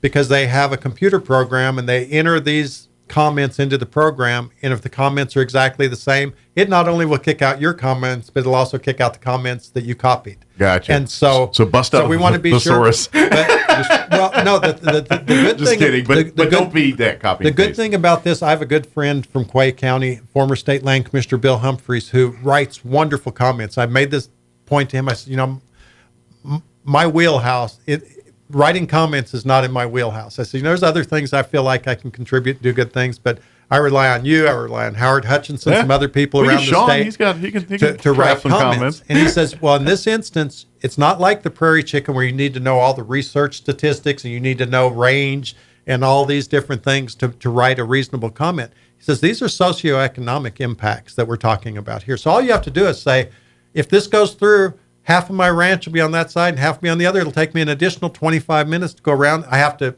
load my cattle and move them to this side because time is they money, can't and go you across. cost me a bunch. Or, if this goes through the center of Portales, I'm going to lose my home. We're going to lose the restaurant. My brother-in-law is going to lose his job. We're going to move to Idaho. Whatever the case is. You're destroying economic growth in our community. It's as simple as, if this happens, I'm going to lose my job, or I potentially could lose my job. Or if this happens, it's going to unduly affect oil and gas industry. If this happens, it's going to give unfair advantage to electrical, renewable green resources. Anything you want to put is all you have to put down, because it's all socioeconomic based at this point. The other thing that the federal government is trying to do is, and it's actually written in the Federal Register notice, that if we have to do NEPA, this is going to be the process. If we do not have to do NEPA, this is going to be the process. Wait a minute. Congress says you have to do NEPA. That's one of the regulations that they have to follow, and along with NEPA comes an environmental impact study. So what they're proposing now is we do one environmental impact study. We pick a segment of this and say, this is essentially what we're planning on doing. So we do an environmental impact study and say, oh yeah, it'll be fine. Just use that across a blanket environmental study. Now, I don't know about you, but the environmental impact in the middle of some sand dunes out east of town is going to be a whole lot different than the environmental impact if you take out half the city of Portales. Absolutely. It's going to have wider, and this will affect our entire state. Again, anytime you take privately owned land off of the tax rolls, the government, if they bother to pay their bill, they're going to pay you a reduced rate for it, which affects our schools, our hospitals, our roads. We've had this talk so many times. Absolutely. But everyone needs to do their best to try to write some comments by February 14th. They can be individual comments. Entities, government entities, we asked for cooperating agency status, which they should be inviting us to do that so that we can be at the table. They're supposed to coordinate with us. They've done none of these things, which is how the states of Kansas, Oklahoma got out of this. But South Dakota, North Dakota, Nebraska, New Mexico, there are 4 corridors left. This is not just a New Mexico thing. It reaches a lot of different states, a lot of different people. We have a resolution written. I've worked with the president of New Mexico counties, Annie Hoagland. She's from Curry County. The commissioner, the chairman of the Roosevelt County Commission, they worked together with some information I had provided them, we'd provided them, and put together a resolution. We're going to National Association of Counties, to the Legislative Conference. The first of the month. Yeah. Okay. 1st of March. Commissioner Wade's going. Commissioner Perry will be going. I'll be going. We're going back there. We're going to present that to at least 4 subcommittees and present it, make our case. If any of those committees approve that to go to the main floor, then it goes to the main floor. And if they vote to approve it, and because this is a multi-state thing, this affects counties all across the U.S. If it passes on the main floor, then that becomes a lobbying platform that they use, and they take it to Congress. Of course, we already have several other people working on this. We already have Karen Bud Fallon's transition team working on this. We've already been sending stuff to Mary Martin in Washington, the Energy Commission.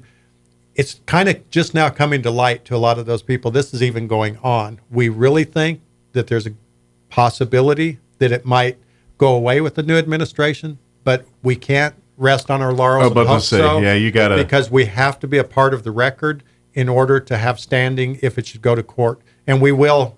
I mean, all of our state will have to, all of the counties that are affected definitely are planning to stand up and sue if they come and try to take our property by eminent domain. Yeah, they'll have to pay people. We have no problem if someone wants to negotiate a deal on their private property. They want to sell their ranch. They want to do whatever, or ranch. But that's farm. between the private owner and that's exactly right. Yeah.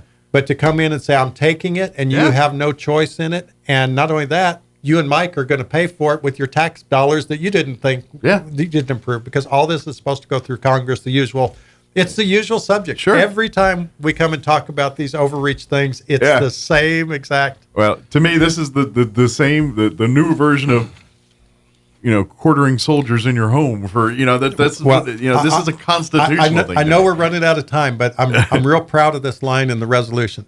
It says, whereas, once again, it appears that the federal government is being disingenuous and covering up their true intent to control our nation's lands, waters, and other resources, subsidizing green energy, impeding the oil and gas industry while fulfilling the 30 by 30 land grab initiatives. I mean, it is such a textbook case of all the things we've been seeing for the last several years. Sure. We've been seeing them for many years, but it's been very blatant the last several years with the 30 by 30 land grab, which was rescinded by President Trump. The executive order 14,008 that we would take 30% of the nation's lands and waters by the year 2030, and then they changed the name of it to America the Beautiful. Because how could you not be for America? Can you hear amber waves of grain or see them behind me? We'll just repackage this pig and just put it back out again. Yeah, and so put some lipstick on it and send her on her way. On day one, that was one of the executive orders that he took back from the previous administration, Executive Order 14,008, which was the 30 by 30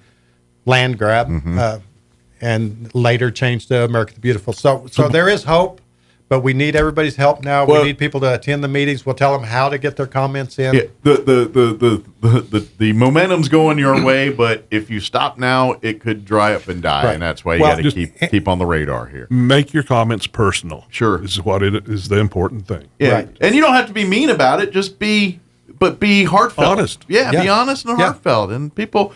So let's remind everybody the meeting times again for stuff, and then of course links to submit. Their... Okay. So the Chaves County Board of Commissioners, Lincoln County Board of Commissioners, and Lincoln is not even in the corridor, but they're our neighbors. They understand anything that affects Chaves County. Lincoln County. There's many times where they've had their nose has been checked under to look for things. And that's something to be proud of. That all of our counties work together. They're no like stranger that. to this type of tactic. Otero County has a corridor there. So Otero, Lincoln, and Chaves are hosting an event in Ruidoso, kind of central ground. Sure. At ENMU in Portales. The campus in Portales. At 6 p.m. on Tuesday. In Ruidoso. The Ruidoso campus. Sorry, you got me saying Portales. ENMU Ruidoso. The Ruidoso ENMU campus is where they're having the meeting. Correct. And that's what's that why he's again? elected, because he's much smarter than I am. It's like in the big bucks, right? Yeah. Well, he wishes. We all joke about that. That's the official joke in government. That's why we get paid the big bucks. But yes, Ruidoso, 6 p.m. on Tuesday. Should probably be an hour and a half meeting. Sure. All of them been a little over an hour probably, but they weren't real long. But man, a lot of questions. The presentations go quick and efficient, and then a lot of questions from people. And if you're looking for an excuse to have dinner and stuff in Ruidoso, exactly. Make it a trip, make a thing out of it. And then if you can't make that one, Wednesday morning at the Curry County Fairgrounds at 9 a.m., we'll be having the same thing. Good. Town hall meeting. The first few were kind of on the fly. We did them really quickly, and they came off really well. We actually have an agenda for the next two. We're prepared and stuff. Came on so fast that we actually started planning a little bit. So it'll be good. Nice. Like I say, we will be able to provide you with the actual information on how to make your comments and all. But if you want to get started on that, go to the Roosevelt County webpage, look up energy corridor or transmission corridor or NIETC. If you see that written, that stands for National Interest Electric Transmission Corridor. And a lot of people use that because it's hard to say national interest, but it's also hard to say NIETC. Yeah, that doesn't roll off the tongue either. But if you see all that stuff... which is proof it needs to go away. If it doesn't have a catchy acronym, why are we even having this top mess? like Mornings with Mike. That's catchy. That should remain forever. It rolls right out. Rolls off the tongue. So we'll have those meetings. If you want to find out how to get there first, go to the Roosevelt County website. They'll do it. I hope by this afternoon we'll have a similar thing on our website or our Facebook page, because theirs was very clear and concise. Sure. I got to hand it to them. They did a excellent job. The wheel ain't broke. Don't fix it. Just put another one on the other side. Well, and we're all friends. I can call them and say, "Hey, I really like what you did. Can we borrow that?" They'll say, "Absolutely." And we're all trying to come to the same end game. So let's find the best, most efficient way to do that. And again, like I say, I'm really proud of this part of our state because we always come together. We always work for the common cause, and we're a lot alike in this part of the state. But anyway, I'm sorry, Cliff. Yes, before we go, anything we want to add or anything before we let you get to it? But not necessarily. It's been an experience so far. Well, thank you guys for keeping fighting the fight and keeping this going, but making the public aware, because this part we always tell folks is You know, if you got to stay informed on this stuff. You know, there's so much misinformation out there that you've got to put your own filters on there and trust your sources and things. And so you're probably hearing a lot of the positive of this stuff, and now you're hearing, hold on a minute, this is what's really going on. Right. And thank you for having us on. One real quick thing. Yeah. They're making another round of picking up trash from the flood. So if you live out in the county and you have a waterway or whatever flood debris has flooded your property, give Alex a call at the county. He'll also be making public announcements on that. But from the 11th to the 26th, I think they're going to make another round picking up debris that people have got on their place. But there's some rules that they have to follow. I think they're wanting you to like kind of put it by the type it is, whether it's trash or versus. Well, this is the stuff that came down the river. So I don't know that it's separated as much, but they need it in an area where they can get to it. So I think they're trying to get people to take it to the county right away or the state right away. Well, they got to get the trucks on the ground, whatever they got to get it out. But Alex will do a press release on that. And if you have any questions in the meantime, you can call him at 624-6600. Yeah. But this way, you work with them, they'll work with you. Stay in Brittenell. Absolutely. And Alex, of course, he's the best. So, he'll work with anybody. He's got a lot of dirt to take care of in this county. He does a pretty good job. He does a good job. Thank you, Mike. Thank you, guys. Appreciate you. 9:57, quick break before they kick me off the radio. Don't go away. Attention Roswell, the all-new Roswell Ford is back and open for business for service, parts, and sales at our dealership at 821 North Main Street. Our goal for 2025 is to make buying a new Ford and quality pre-owned vehicle super fun, super fast, and super easy. In fact, we'll give you the price we give to a friend or family member right up front. Bring us any trade in any condition. Don't even wash it. At Roswell Ford, all trades are welcome. Making payments on your current vehicle and want out early? We can help. We'll take your trade, even if you owe thousands more than it's worth. Worried about your credit? Don't sweat it. Roswell Ford has partnered with even more aggressive lenders, all with great rates and terms for good credit, no credit, and even bad credit, with rates as low as 0% APR. Plus, we have a great selection of low-mileage, one-owner pre-owned vehicles in prime condition, starting at just $10,000. Huge savings, exceptional trade-in values, and a better buying experience. Get on board at Roswell Ford, 821 North Main Street in beautiful Roswell, or online at roswellford.com. 0 APR for 48 months is $20.83 per thousand finance, plus tax, title, and license with approved credit. Do you know what the hardest part of dealing with the roofer is? Just trying to get them on the phone. Jennifer here from Trustmark Roofing, and I want you to know that you can always trust Trustmark Roofing to answer our phone.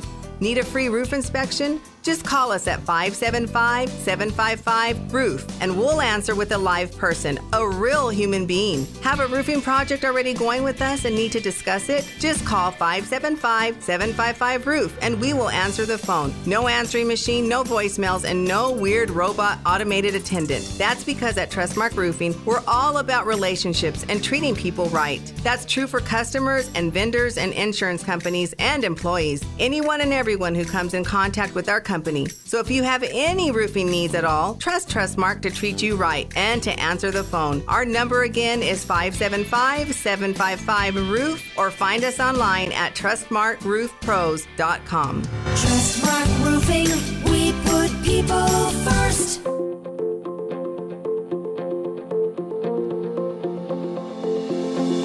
There are 3 key phrases that need to be spoken on a regular basis in a healthy marriage.